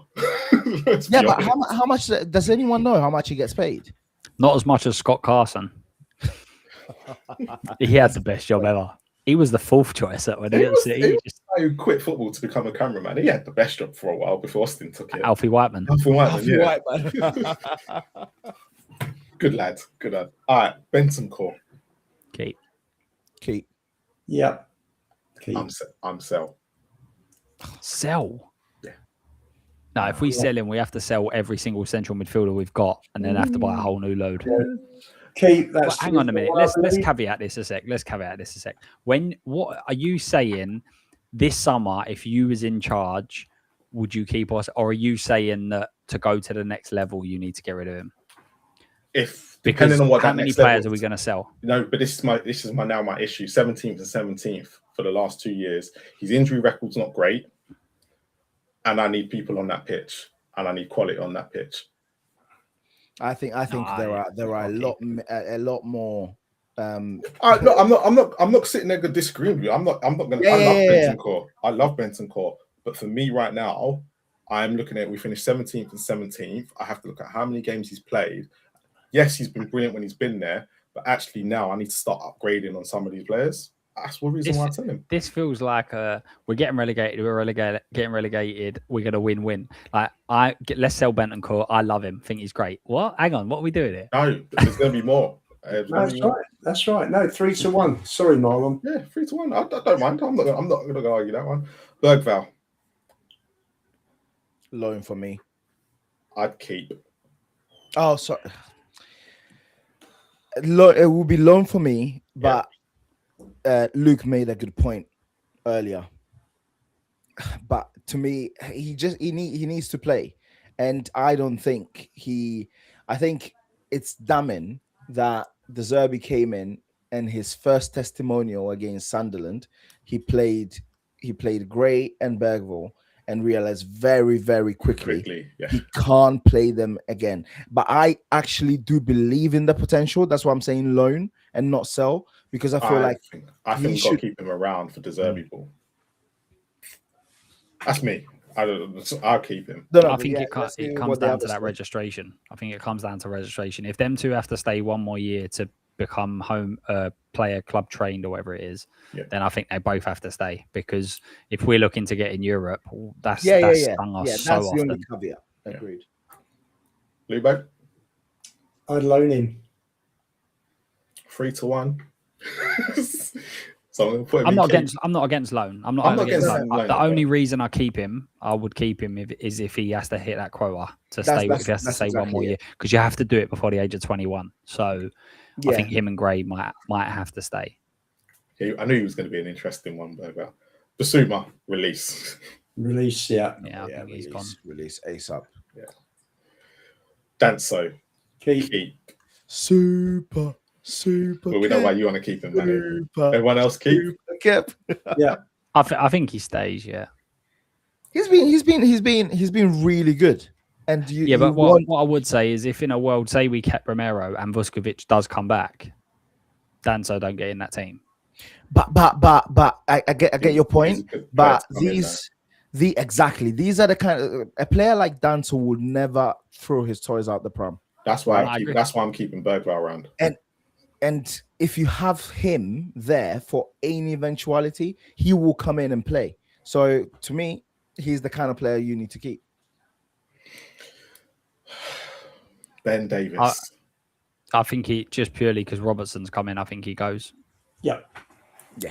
We all agree. Yeah, right. I've had enough of Ben Davis. I'm sorry. Jacob Sheen. I am sell. Boot. Genuinely, throw him out. Cut his membership. Have you seen that news story? Apparently, his agent, Real Madrid, are after him. Apparently. Oh yeah. Send it to Madrid. It'll be interesting if we get to the 12 that De Zerbi thinks are good enough. It'll be interesting if we get to that. Oh yeah. Conor Gallagher. Keep. Yeah, I think he's not been. We haven't really got a choice though, have we? Archie Gray. Again, same for me. Again, I will say it. it will only be a keep because of this homegrown thing that So Lucas for me, curve. But for Yeah. me, if I had the choice without it, it would be a loan for I've got- him, loan for Bagville. Just saying. mine is determined on another player in this squad, whether we keep Gray or not. Okay. I'll put Gray at the end. Put Gray at the end. So Yeah. no, but if you don't agree, because we can move him about, but for me, I'd keep him depending on Pedro Porro. No. Pedro Porro stays, Porro. so Gray goes out now. So that's my reasoning. There's no way we sell Pedro. Pedro is so underrated in this fan base. It's outrageous. I know, and for me, Amen. for Pedro Porro, I think he's the one player we can get the most money from. If we're trying to raise funds, I think, because right back's not a core position for me. The core positions are goalkeeper, centre back, Why centre are we midfielder, and trying striker. to raise funds? Because we're Tottenham bloody Hotspur. We still have to. There's so many things we have to fix. No, is that Marlon or Daniel Levy in the corner there? I can't work it out. Is he trying to? Raise funds after spending nothing in January and bringing in Colomwani on loan. You spent 25 million on Conor Gallagher, bro. Don't get it twisted. In the year that PSR is coming off and we're going for that percentage of revenue, salary to revenue ratio, Marlon wants to raise funds. No, I look, I do, and I think he'd be a sellable asset. The most Porro, sellable yeah, asset. 100%. And then we'll buy a right back that's nowhere near as good as him. No, we don't. We'll wonder why we're getting worse. No, because this is why I said if we went and invested heavily in the centre back, midfield, and striker roles, where you go and get players that could be, and I call them core positions for a reason. That's where you want your best players in those positions. And sorry, has Lubo answered whether he's selling Gray or not? No, he hasn't. We haven't got to Gray. He released him. He said release. Are you keeping him or loaning him? That was the question, though. What, for Gray? Yeah. What concerns me, De Zerbi historically doesn't play many younger players, does he? No, he's not. He brings them in, but look at Marseille. There aren't many, and I'm concerned that Gray just won't get game time next season. Wasn't it De Zerbi got the best out of Evan Ferguson? Yeah, that was one though, wasn't it? And he was. And didn't he? Jack Hinselwood? Didn't he bring him through as well? Who? Jack Hinselwood, yeah. Didn't he bring him through as a midfielder, and he's moved up since he's gone with Fabian Herzog. He's moved further forward. Yeah. I don't know. I'm pretty sure he did. I've heard it somewhere. Having seen what I've seen this season, I think Gray's improved. I think he had several decent games from the turn of the year. I'd send him out on loan, but I made sure he went to a really good club. I don't want him to drop. There's no way you chuck him in the Championship for me. Send him to a lower.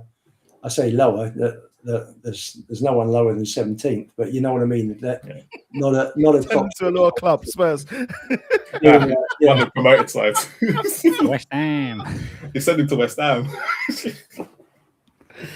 All right. Oh, no. Kingsley. Keep. Yeah.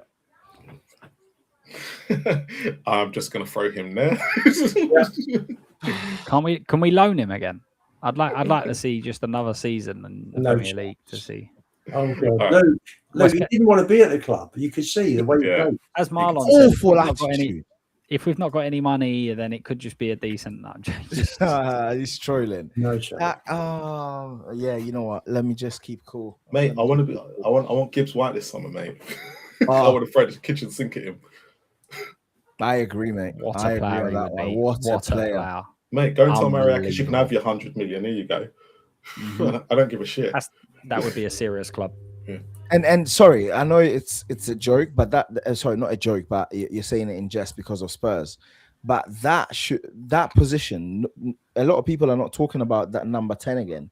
Maddison coming back, Xavi not coming back until the new year. Maddison being injury prone. We need another number 10, in my opinion. But anyway, he isn't even a 10. He's an 8. He could be an 8. He could be a 10. He could be a left wing eye. Yeah. His best performances for Forest recently have been in that 10 role. But if you're building a squad, like it doesn't need to just be a single position. Do you know what I mean? Yeah. You could even start playing 4-3-3 with Maddison and him and a Bentancur in the defensive part of that midfield and things like that. So he offers so many options. But we're trying to keep loan and sell our own players, and now we're starting to talk about signing others before we've even got there. So kind of it, I think. Okay, Kudos, I believe, is going to loan him out. Kulusevski. And he loves him. I don't think he'll play again.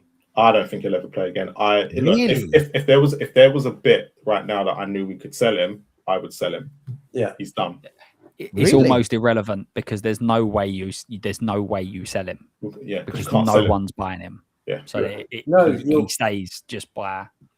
But we can't. Yeah, we can't. But let's put in the release back bracket, because if we're now, this is the important thing that we have to remember. We have a squad that we have to build, and there's only a certain amount we can have in that squad. Kulusevski is going to take up.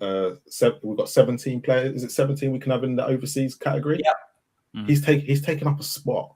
I know he's not going to, but you're still having to pay him wages and stuff. But if we want to go from 17th to being a top 6 side, unfortunately the injury is the injury that it is. But we've got to get players on this pitch. Yeah, I understand the reasoning, but it will never happen. That would be a PR disaster. You just leave him out the squad. And say, but even when he get fit. Yeah, but even when he comes back, I don't want him anywhere near it, because he's not going to be getting to the levels that we need anymore.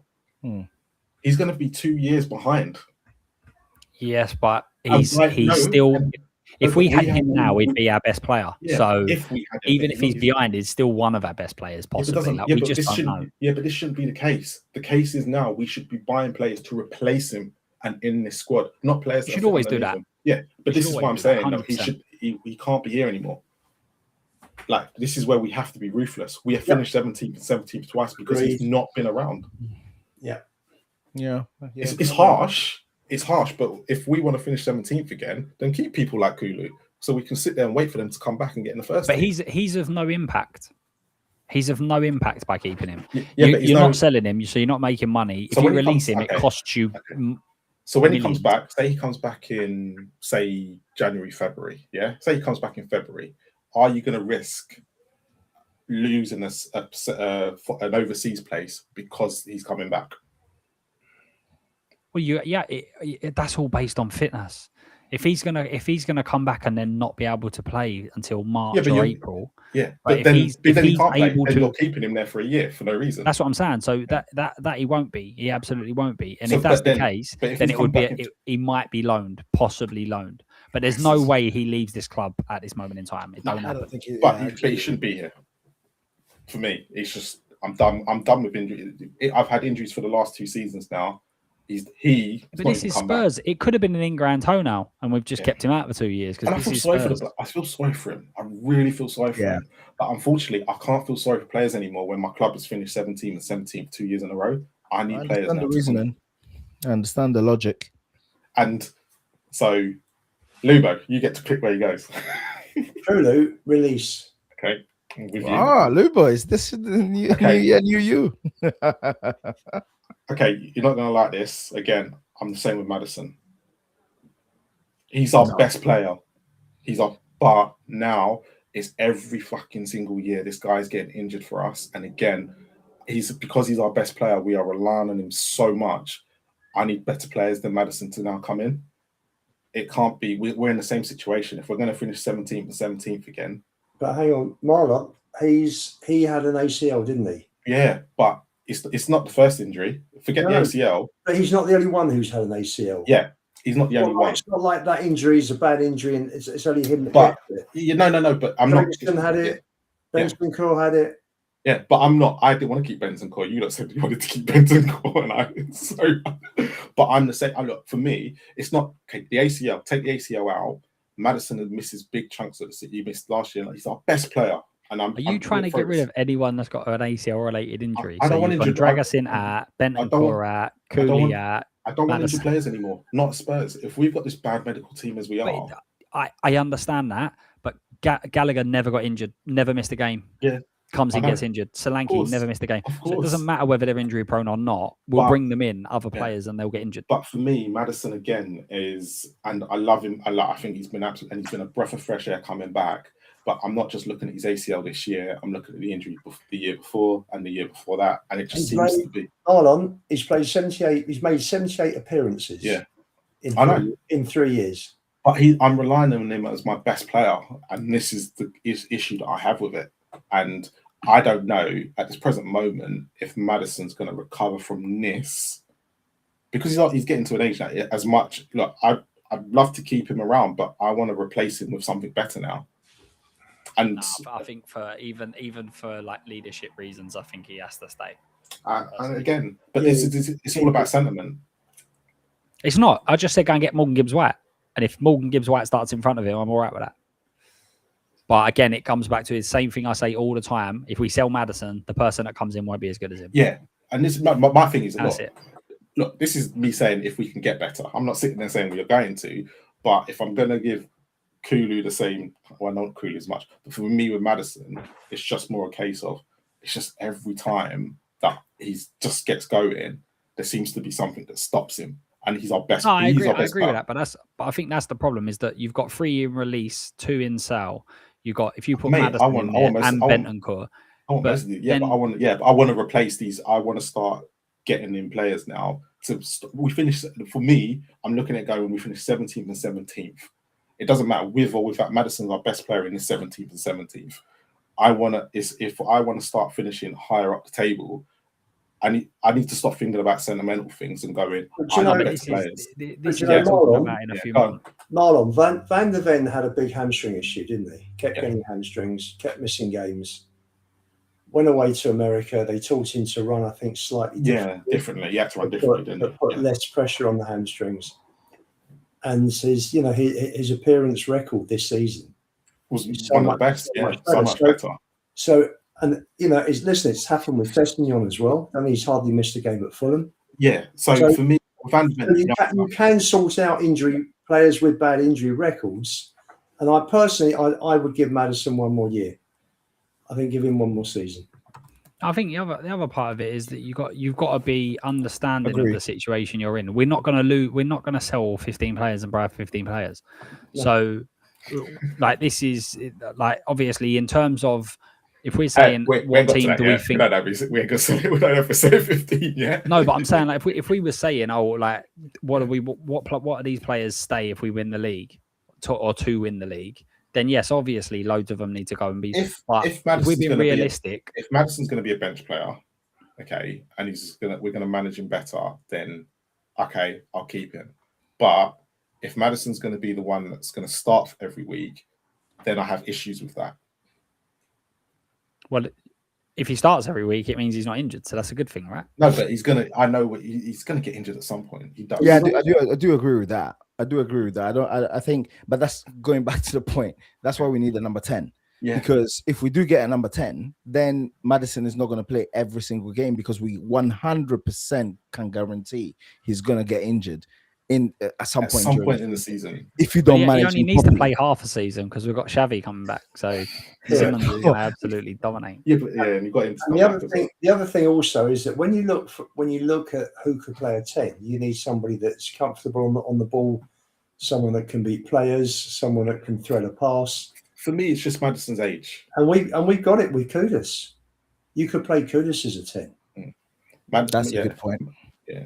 Maddison's age is the one that concerns me with this. If he ever gets fit, he's only 29. He's 30 this year. But this is the time when footballers, when they get to a certain age, this is where the injuries start to affect them way much more than, say, a Van der Ven, a younger player, does. Or it does. Okay, so Maddison keep. You lot said keep. But I'm on the fence with him. Okay, Odebert. He's got to stay because he's injured. Yeah, keep 100%. Okay, I'm not going to argue with that. Even though he's another player that's just come to Spurs and can't seem to keep fit. Okay, Paulinho. Looks like he's going, doesn't it? It looks like he's going. Yeah. I'm not sure how I feel about it. I'd keep him. I'm not against him going. I'm not against him going. Same. But it depends on who they replace him with. Yeah, big time. I'm on this one. I'm either or, to be honest. We have to bring in a central midfielder. We absolutely have. We should probably. So if we do that and we do that efficiently, then but again, like a lot of this is down to costing, right? If someone said like Palhinha's 22 or 24 million, if Bayern said, look, 15 million, you can have him, that might be a different answer. Yeah. Agreed. Do you know what I mean? If they said, oh, you can get Palhinha for 15 million and you went and got, I don't know, like, I know he's gone, but say like João Gomez from Wolves for 30 and you go, hang on a minute, we got both of them for 45 million. That's not a lot of money. Do you know what I mean? Really, like 45 million. So I think it depends on what else we do, but I'm okay with that being sell or keep, release or keep, to be honest.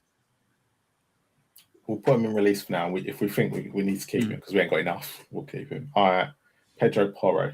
Keep 100%. Keep for probably me, our mate. best technical player in the squad. He stays. I think with Porro, they're offering him a new contract. If he doesn't sign it, I think they'll sell him. Yeah, I agree. Yeah. They want to keep he. You just need to know how to play the guy. Like people, you need to have the ball. yeah. Well, but I'm sorry, but there was a Klopp figured out a way of playing Trent, right? Trent 1-on-1. Just watch any clip.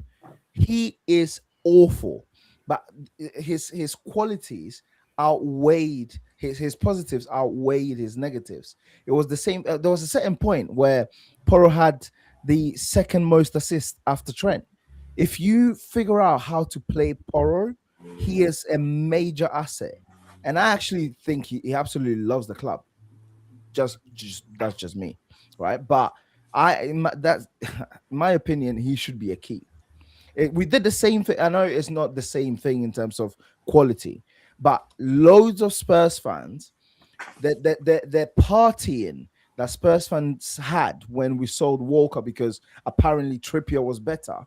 And then Walker went on and then did a madness at City. City want Porro for a reason. Just saying. They want him for a reason. Yeah, Pep don't want him. It's not bad.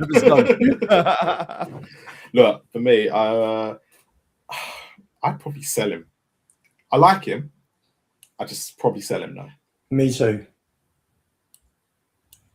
I just think, again, he was bought on. He's got the club you deserve. He was. That's why we're telling him. But no, he was bought as a wing back. Yeah, he was bought as a wing back, wasn't he? And since then, none of the managers, as soon as Conte left, he's not been played as a wing back, has he? So.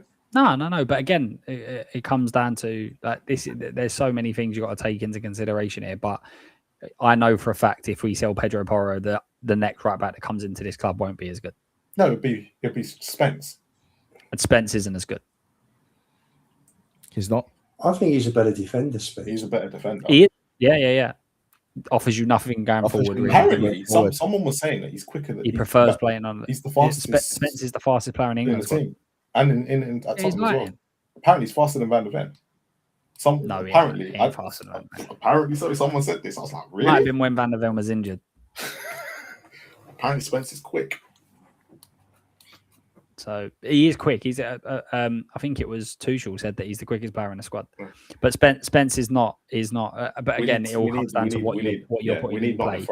And the problem we have right now is we've got no technical ability in the squad. You can't buy that. We're now. You can't buy it.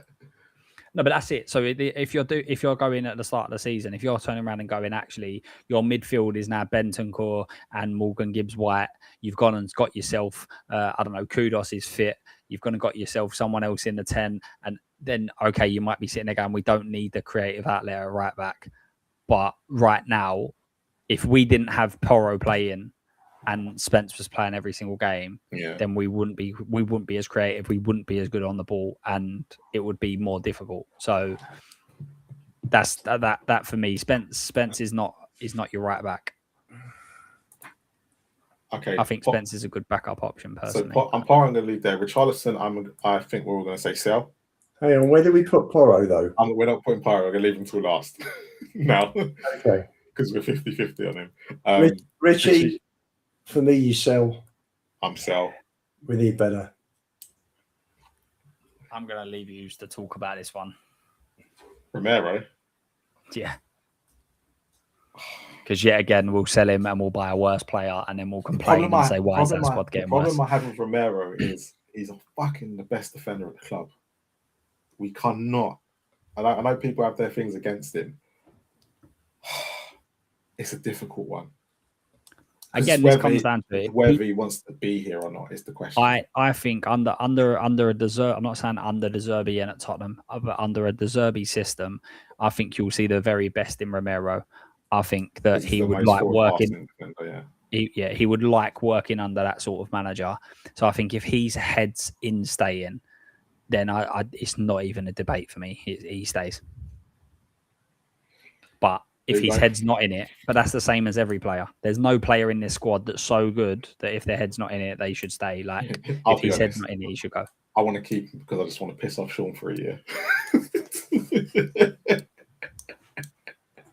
But again, if he goes, we now need a right centre back. Yeah, we got one, Vuskovic. There's no proof that Vuskovic can last the season in the Premier League. Exactly the same as we can't say that with Kinski. There's no proof that he can do that. Yeah, but if he doesn't, we've got Danso's backup, innit? And Senesi and Van der Ven, we're all right, mate. Listen, yeah, okay.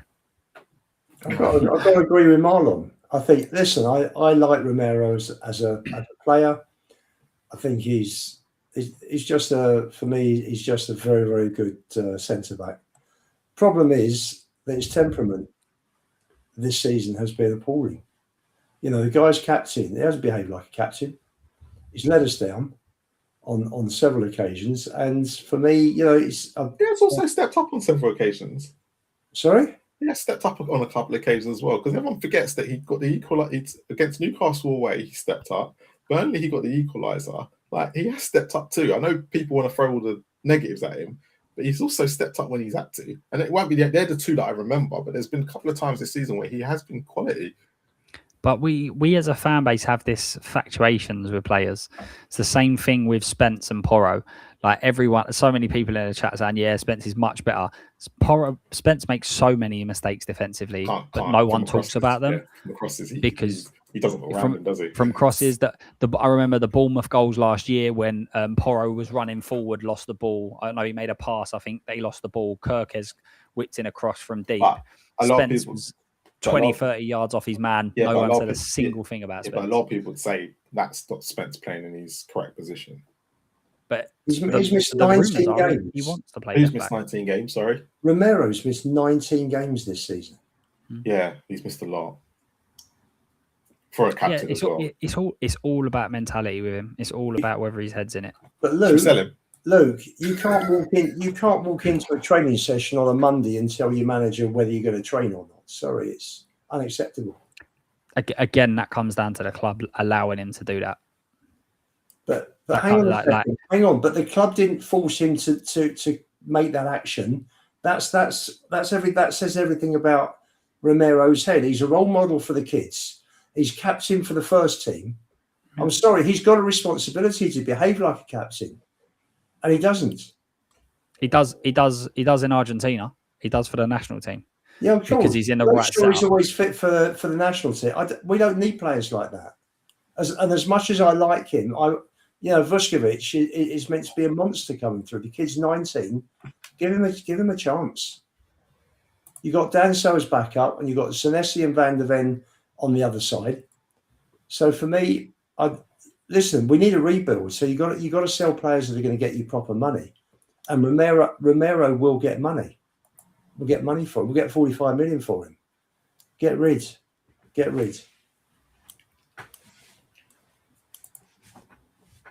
But I love the way Manage disappeared on the Romero thing. I've put him in sell for now. Yeah, where has Manny gone? It's probably putting the kids to bed. Yeah. So like, oh shit, it's 10 o'clock. He's spoken quite a bit of sense for the last couple of minutes, though, hasn't he? Yeah, it's been the most sensible thing. So Pepe Sarr, sell. Is he? Yeah. Because he's not even homegrown now, is he? No. He has a bit. He missed out on that. Xavi Simons is keep because he's injured. Yeah. Solanke. Keep. Sell.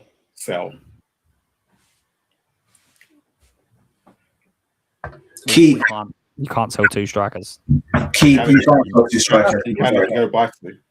And you know what? Spurs can go out and buy 2 strikers like they did with Archibald and Crooks all those years ago. I was told that Spurs are not going to buy another 10. So what makes you think that Spurs are going to buy 2 more strikers? Because you need strikers, Manny. I think we need strikers. No, if you put Solanke in there, Mate, right, the before board we just talk told about me Porro, they're going to buy players. before we talk about Porro, before we talk about possibly Spence, Tell, Udogi, Vicario, you're going to put Porro, Thingy in there, Solanke in there. That's 10 players. You reckon we're going to sell or release 15 players this year? It's not happening. It's not even the chance that half of these players get sold. No. They might stay, but we want them gone. Yeah, but that's longer term. Like, that's what I'm saying. You've got to think about it now. Mate, I finished 17th and 17th. I've got nothing for these players now. 17th in 2 years. That's me done with them.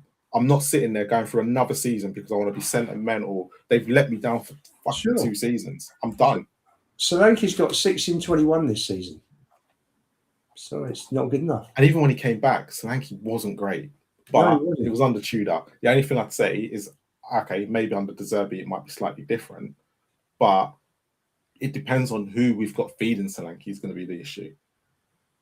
If we don't have the Kudoses of this world, it's just not going to happen. Yeah.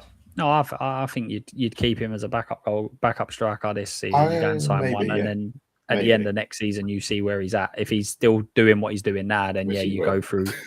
Because he had 1 good season at Bournemouth. Let's be honest about it. And that's I didn't want Solanke. I didn't want him, but he was. For me, my biggest problem for me right now with Solanke is, and this is why I was in this relegation battle, I wasn't harsh on Richarlison being in it. He's outside the box too much. We end up putting crosses in, and nobody's in there. A lot of that is about tactics. Look at look. A lot of people in the chat sell Richie, get rid of Solanke, he's crap, all this, that, and the other. I bet a lot of them would have said get Liam Delap. It looks like he's never played football for Chelsea. Literally, I watched him. It looks like he's never. So it's funny, Luke. It's funny because I thought Delap last season was very good.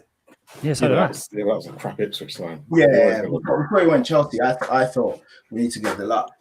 And then at Chelsea, I've been forward this year, isn't it? Yeah. But again, it could be again. This all could be down to circumstances and where they're in. Exactly. Because if Delap came to Tottenham, he may have played completely different. He'd have been injured. So yeah, true. So I'm gonna put Solanke in keep for now.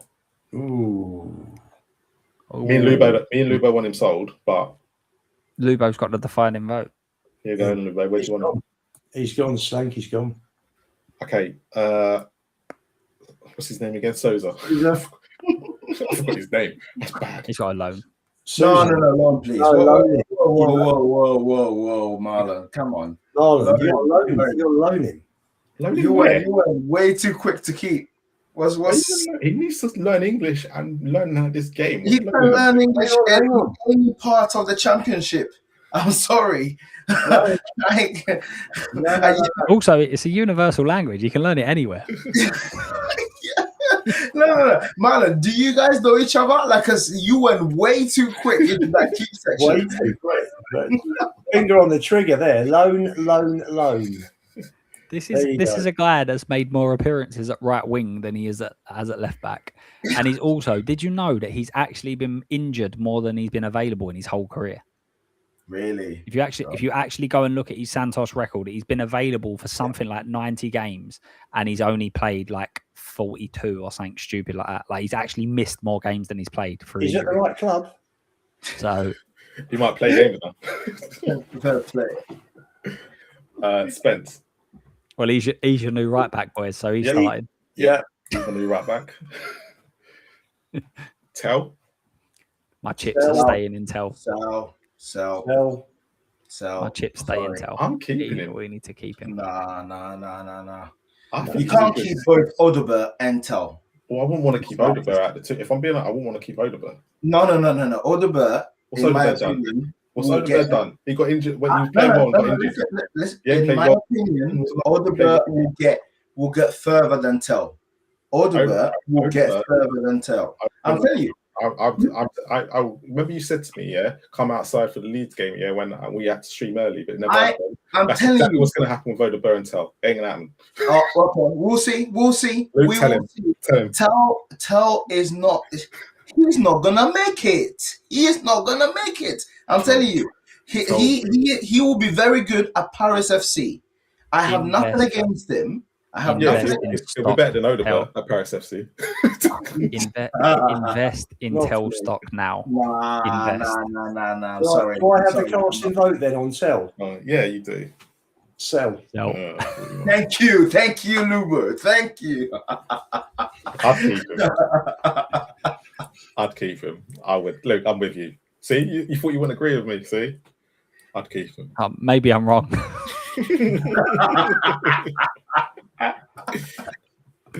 Destiny Doggy. Sell. Yeah, Keep.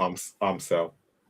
He's just not again, Lubo. For And me, one of the main reasons why we have to sell him is because we've brought Robertson in. Sean is in the chat. Keep Ben Davies then? Right? Keep Ben Davies. Yeah, true. You sorry? What you sell Udogie? Yeah, I think he has to go.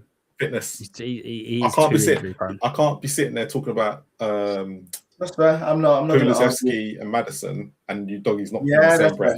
I'm not. But the other part to it is who comes in for it. So if someone said to you, right, Udogie's going to play 50% of games this year, who's playing the other 50%? I don't know whether Robertson is the player to play 50% of games. Like, I'm not sure. For me, it's unfortunate that what's his name, Robertson for Fulham got injured this year because he has barely walked. He would have been a great replacement. But he's injury. He's the last. I think his injury record's not been great recently, and coming to Tottenham, I can't take that risk. Listen, I'm not going to argue this one. Like, genuinely, Udogie can't cross. That I've never seen a left back that can't cross. So I'm in the balance with him. I don't mind whether you guys decide. This is why I'm looking again, and I will always use this. We finished 17th in 2 years because we can't get our best players out, and he's one of them. So I need to replace him. Someone who's going to give me 30-something games, not 15. Mm-hmm. No, I agree with that one. You might be right on that one. Udogie, I will keep. Oh, sorry. Actually, Udogie. I thought you were talking about someone else. 3-1. Fair enough. Okay. I didn't vote on this one, to be honest. Van der Ven we're keeping, yeah? Yeah. Vicario, we're all selling, yeah? Right, so according to you guys, Richie's part of the first team. Romero, 1, 2, 3, 4, Solanke, 5, 6, 7, Tell, 8, 9, 10, Doggy. 11. Oh, we got 12. We got 12. Or keep. We got 12. Oh, we got 12 already. Yeah, we got 12. What's happening to Poro? That's the question. I'm willing to sell. Even though I think he is. I think Luke's right. Everything that Luke said about him is right. I'm willing to sell him now. No, you should have just left it at Everything as Luke said is right. That's it. So you would sell Poro and bring in another right back, I guess. No, I'd bring in what I'd do, the money that we raise for him, I'd bring in someone of better quality in the central midfield at the central role. So it'd probably be. I'll tell you what we should do. We should look at the players. Number 10, number 8. Right, look at the players that you've said keep and put your starting 11 in there that you think good enough for next year, and then tell me how many players. Most of them, about 5 or 6 of them are on the bench that I'd keep. Like that's what I'm saying. Yeah, so you're literally none of them are a striker, so we need a striker. Yeah, but the ones that I'm selling, so I'm replacing it with a striker. Yeah, so you need a striker. So we need Kudos. You said Madison playing 10, so we need a 10. Yeah, we need a 10. We definitely need a 10. Don't even get started. You got Odobert there, so I'm gonna take you on a left winger. I've got Tell up there. I wanted Tell. I wanted to keep Tell. Right. No, so that's three players. It doesn't matter. Okay, let's just say you keep Tell, right? You can't have Tell as your starting winger. I'm striker. Midfield. Sabinho's going left wing. Number 10 is Morgan Gibbs-White right now with Connor. No, wait. I'm just working out how many players you think we're signing. So we've got 3 there. So the centre midfield, the only pairing you've got there is Gallagher and Bentancur. But you don't like Bentancur, so you need at least one centre midfielder. So that's 4. No, I like Bentancur, but I'm willing to sell him. right? So that's 4 then. Yeah, You need another you need a midfielder. new left back. I agree with you. You need a new left back. Okay. If you're selling Romero, you need a centre back. So I'm that's selling 7. So Romero. we're buying 7 first team signings. We need We to. should. We should. Goalkeeper Of course, I'm Yes. buying that. Yeah. No, Yes. and Porro. Luke, the reason why I'm No, being we this need to harsh, keep on, I've wasted 2 seasons with these players. If I went and bought in 8 players, If we I know- went, I know what you're saying. If we went and signed 9 first team players to start in our first 11 this season, we'll be relegated. no, We might won't. be. We will not. We will we not might be able to we might get and fix it. gel 9 first team players. It won't happen. With De Zerbi, yeah, we will. What? De Zerbi, bro. And the problem is, De Have you Zerbi, met De Zerbi? he won't. It's not even about the Zerbi. It's about your 9 players in. You're thinking He'll thinking freeze that them this club will sign 9 good No, they players. won't We're sign not 9 talking players. about. No, this We're is not what- talking listen, about signing we- 15 players and this having a is good what we ratio of need. 12 and Even 13 though working. we've signed one already on a free, right? Senesi, who is good enough to be in that first 11. correct. So it doesn't necessarily always have to be signing a top player. Yeah. So I've got Like, Jed we- Spence. I've got Jed Spence right back. I've got Senesi and Van der Ven. So I've still got Dancer and Vuskovic to come in. Okay. Hang on. Marlon, let me solve the left back problem for you, Van der Ven. Van der Ven. Yeah. Let's put Vuskovic next to Senesi. That's what he needs with his hamstrings running up the wing. Hey, he never got injured when he played left back under Postecoglou in those last couple of games. And he plays left back for Holland as well, doesn't he? Yeah. So And you've You got mentioned backup. you mentioned Goat Ange. Oh, do you remember those days when we used to win trophies? God, a long time ago that was, wasn't it? Stop it. So realistically, when you think about it, when you actually think of yes, we need 7 or 8, we actually do need 7 or 8. 1, 2, 3, 4. Yeah, but 5, Marlon, 6, when 7. De Zerbi said what I've got 12 everyone players. was thinking, which is I want to keep 10, 11, 12 players. How many players did anybody think he thinks he needs to come in? 6 or 7. It has to be. It has to be. Like finishing 17th, 2 seasons in a row, right? Whereby And you've wasted 2 transfer windows as well. 2 in that time. transfer windows. Yeah, that's it. Good point. The January transfer window, them not. I have my theory about the January transfer window, right? I think they weren't sure about Frank, and they decided, you know what, we ain't gonna spend the money on him.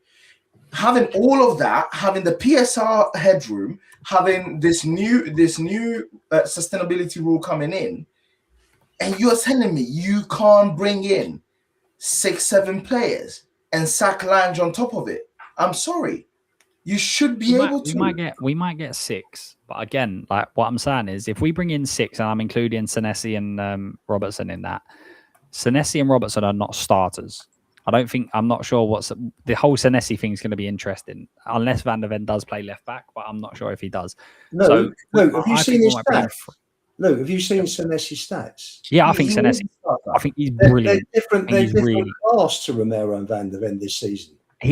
Senesi is the left centre back version of Romero, and so I don't know how the dynamic of him and Van der Ven works. Yeah, that's a different conversation. Yeah, Van der Ven isn't a left back, so I agree he'll play there, and I think if we was in Europe, it would make perfect sense. But for a team that's going to play 42 games next year, maybe I don't see Senesi and Van der Ven both playing. I find it a bit. Let me put. Luke, I think it's a great signing. I'm not saying that. I think it's a great signing. Let me put this to you over Van der Ven.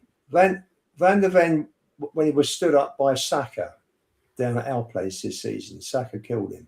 He doesn't like facing a direct winger, striker. So for me, he's not fantastic in the air either, Van der Ven. It's not great defensively. So for me, Senesi. Senesi's got the same vulnerabilities as Van der Ven. He's not great in the air, and he's not quick on moving his feet. But then Vuskovic is a monster in the air, isn't he?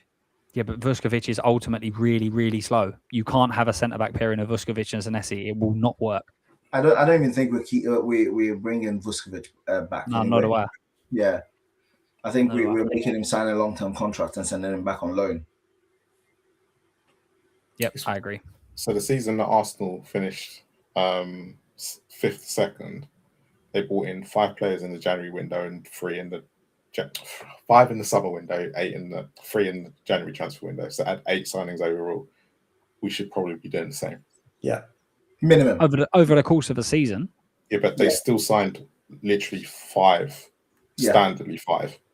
Yeah, well, we should be looking at with these the two signings of Senesi and Robertson. We should be looking at 4 more. We didn't say this was just a summer window. We can, this is over the next season. This is over the course of 37 years. We're going to get rid of. No, I just think that not only are you talking about getting rid of a load of players and getting a load of players in, but you also got to bring the right players in. And I think we've got. That's I think key. I think this shows us far more confidence in Tottenham Hotspur's recruitment than I currently have right now.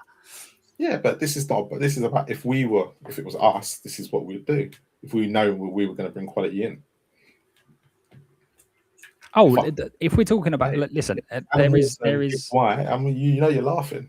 If you was to wake up tomorrow, and you had a here we go of any of these players leaving, I'm sure most Spurs fans, there's not many where we'd be like, absolutely no, that's like terrible. We can't have that. Like, no way. Like Maddison probably, but everyone would go a bit crazy about Maddison. I'd argue that probably the biggest one that would cause an issue is Vuskovic. To be honest, because I think everyone else. I think if someone turned around and went, "Oh, we're selling Kudos, but we're going to get like Akliouche might be linked, for instance."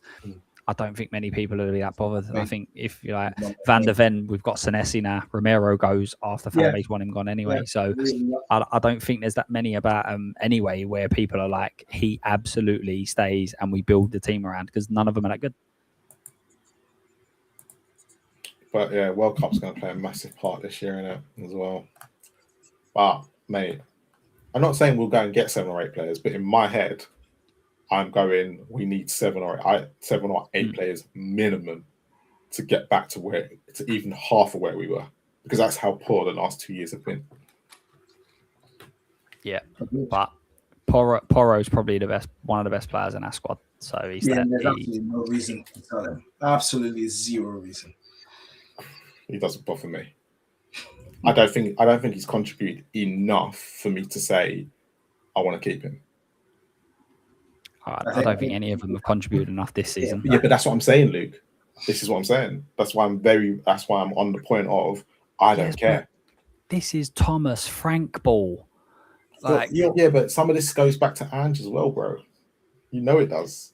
He had as Manny said, and I don't even think it was one less. I think it was more. I think since Pedro Porro joined the Premier League up until when Trent left, he had more assists than Trent. I'm sure that's the stat. Did I say I wanted Trent Alexander-Arnold at Tottenham Hotspur? No, but Trent is ridiculous. You got to play like Trent. You find a way to keep the best out of him. Do you know what I mean? So if you're getting rid of went to Real Madrid and got injured, didn't he? That's that pitch. That retractable pitch. If you're keeping, where are we now? 6, 7, 8. If you're keeping 12, loaning 2, and getting rid of 13, so in effect you're losing 15 out of 27. I think you've got to keep Porro based on. Yeah, but you got to remember, Mikey Moore's not on this. Vuskovic is not on this. Mikey Moore is a loan for me anyway. Yeah, okay. I'll probably loan him back out, but there are the younger players that are not in this that may include. You got to have a squad of 25, haven't you? At the moment, with Porro, we've got 13. Yeah. So we're struggling, aren't we? Yeah, but this is the issue. It doesn't matter if Porro's in there or not. This is the issue Tottenham Hotspur have right now. We just don't have a good enough team, squad, and this is the reason why. Like, we are looking at it going, we do need 7 or 8 players minimum. Like, we've got 2. Look, let's be realistic here. There's 2 that have come in already, or 10 potentially coming in. So there's 6 more, and we've spent nothing on the 2 coming in. Yeah.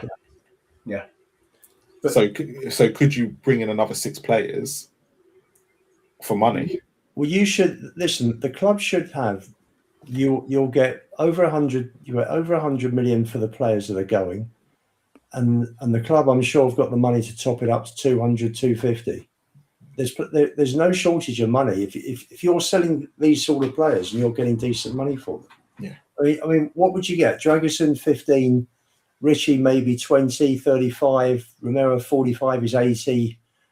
Saar 20 is 100, Solanke 30, 130, Tell maybe 25, 30. We're not selling Tell. We're not selling Tell. Tottenham are not selling Tell. Udogie, you get maybe 15, 20. Vicario, you'll get maybe 17. So you're looking at the best part of 150 million there. Yeah, raised. Yeah. So Not considering our fan base say that they're all shit, we're getting 170 million from. I'm joking. I don't rate some of them players. So the club put in 100 million. You got 250 million to spend.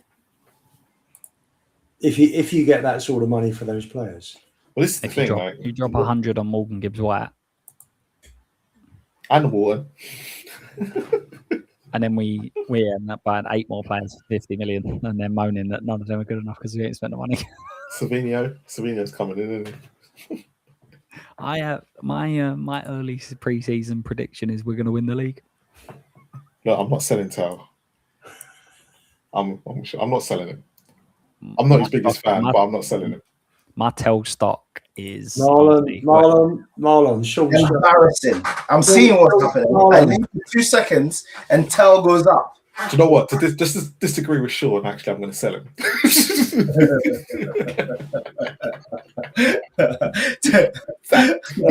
Marlon. Sean subscribed and then unsubscribed in 30 seconds. Listen, I wouldn't mind if we. He's on Luke's channel, I think. It's fine. It's not mine. You're off to Spurs Hub now. Oh crap! Yeah, I forgot about that. Well, who else has been unsubscribed from that? I've not seen a single link to Tell being sold on there. He was nearly sold in January, though. He was. Paris FC did want him. Exactly. No one at Spurs has got a fucking clue, have they? He's not wrong. He's wrong. He's not wrong at all. Right, so in summary, every single player in our squad is useless. Lubo and Marlon both want to sell the lot and buy a whole brand new squad. Do you know what? Look, free transfers and 20 million players. This is really funny. I'm going to say this, yeah, and I'm going to say it in jest. But because of the season we just had and the season before, I am willing to take the risk to go and buy 7 or 8 new players and see how it works out. Because what they're doing right now ain't working. Great. Marlon's happy with players like Adam Armstrong coming in, and that's the sort of level that we'll be signing players. Adam Armstrong, where'd you get him from? He's gone to Wolves for a reason. Because he'll score a lot of goals in the Championship, and that's where we'll be if you was the director of football. Yeah, but that's next year. I don't have to worry about that till next year. All I'll say is I think we're getting rid of a hell of a lot of players in this, and the turnover needs to be exemplary, and I can't see it happening. Well, if it was down to us, Luke, I reckon about half. I reckon half of those players either get sold or released. But no, the release. I think Moani obviously and Basuma go, and I think Palhinha does as well. So that's realistic. But that sell, I reckon maybe half of them would go. They've got to have interest in them. That's the other bit as well. I think Vic will go. So Richie, I think, will go. Yeah, I think Vic will go. Solanke's got interest from Newcastle. All that depends on Eddie Howe still being there. I think the first 5 go, and I think Vicario probably as well, and that's it. Okay. Yeah, Udogie. I don't think Udogie's got. I would sell Udogie, but I don't think he's got any stock to be, unless someone in Italy gets him for cheap. Or if we find a way of we get a decent left back for cheap prices that we weren't expecting, and then you loan Udogie for 1 year. If he goes on loan into the Italian league or something, I wouldn't loan him. You better. It's either sell or keep. No, but if you loaned Udogie for 1 year and he stayed fit in the Italian league, his price will increase massively by staying fit. A bit like Jet Spencer's did because of Genoa. Even though they kind of tried to beat us down, he had a good. Weird that one, isn't it? Yeah. Ange's to blame for his demise, yet best ever football was played under him. Bit weird that one, but anyway, that's time for another day. Yeah, but Ange also said some things, and you're like, It's going to be an interesting summer, isn't it? Because he's had his pre-season the last 2 months, hasn't he? So He'll know who can play his system, Yeah, and who he doesn't think can. So I think that sort of made the transfer summer that little bit easier for him. You know, And it's vitally important, Lubo, as well, that he's had that, because if he was coming in at the like Frank start did, of like the Frank. year, then you've got the World Cup, which will just interrupt Yeah. it. He's not going to have him away. So we could have been in real dire straits if it wasn't for this. Yeah. So it is a massive, massive positive. Probably one of the only things Spurs have done well recently. So let's see. Now we just need to go and sell half the squad. please. I don't care. I've got no affiliation to them anymore. I'd take the risk. I really would. I don't look. Forest did. And they stayed up in their first season in the Premier League. Luke, remember they signed. Everyone was taking the piss. But where are they now? One position above us. Yeah, but they.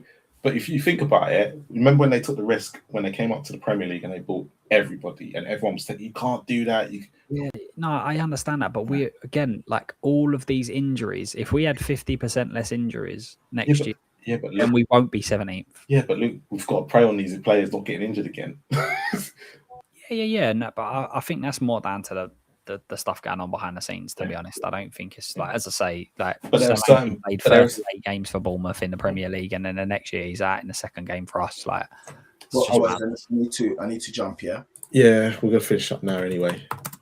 Sorry about that. That's 12. We've all got to go, Manny. All right, guys, I'm off. My little ones keep getting up. So, all right, mate. Cheers, Manny. See you Later, later. mate. Are we going to do like predictions for next season, or are we going to do that? How are we gonna find you, fucking idiot? What's wrong with you? Sometimes, Luke, I will kill you. I think beginning of September is a good time to do your predictions. Interesting thing is that with the league starting later, I think it's the weekend of the 22nd of October. August, should I say? So I'm feeling tired as well. So you're going to have two Premier League games before the end of the transfer window. Just a quick thing on Maddison, yeah. And a quick thing on Maddison. You know what I was saying earlier about his injury record, yeah? Yeah. So obviously he missed 46 games this year altogether. Last year he missed 11 for Spurs, and the year before that he missed 13. That's way too many for our star player. Yeah, but don't forget, if they were, it depends if they were European competition. He's 77 out of 152. Yeah. Or 78 out of one. So just over half.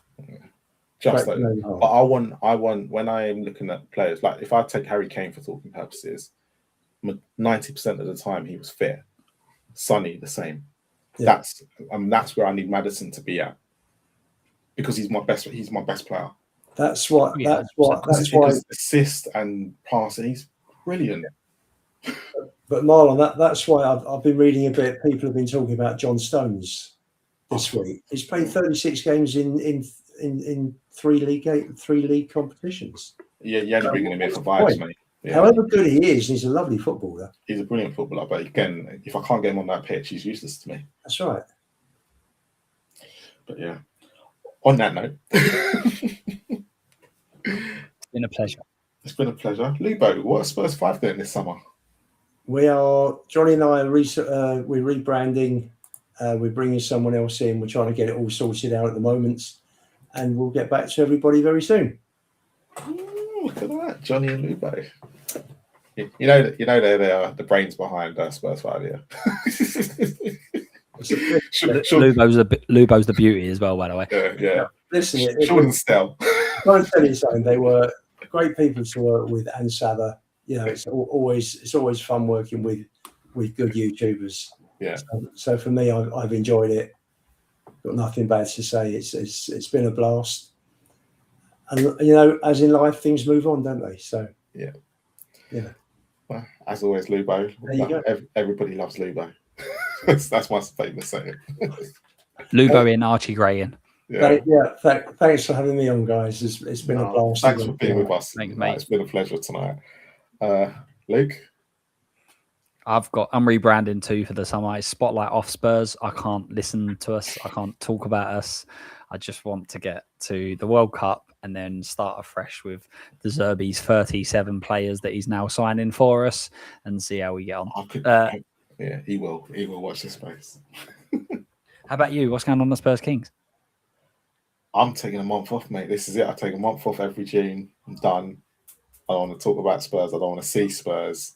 I'm done. And then July, Ash will be rushing me back so he can do the transfer news. There we go. World Cup starts soon. Yeah. Spotlight on Lubo. I love it. Coming to you soon. Yeah. On YouTube. Yeah. It could be like Sean in the rabbit hole, but spotlight on Lubo. Oh my God. Big up to everyone that's actually stayed with us. We've had a lot of people stay with us for this last hour or so. So big up to everyone that stayed with us. Everyone in the chat, you've made the show happen as always. We'll be back end of July to round up some of the transfer window with our 7 or 8 players, Luke, won't we? Yes, we will. We will. And Manny, obviously, designated Hotspur. All the links will be in each other's links and whatnot. We'll do that, sharing around. But there's only one last thing to say, really. We're still Premier League. Yeah. Let's all have a party. Let's all have a party. That's right. We were the 4th worst team in the Premier League this year. Yeah. Again. We are consistent. Let's see if we can break the cycle. Cheers, Richard. Yeah. I think we did too. But yeah, big up to everyone. As always, come on, Spurs.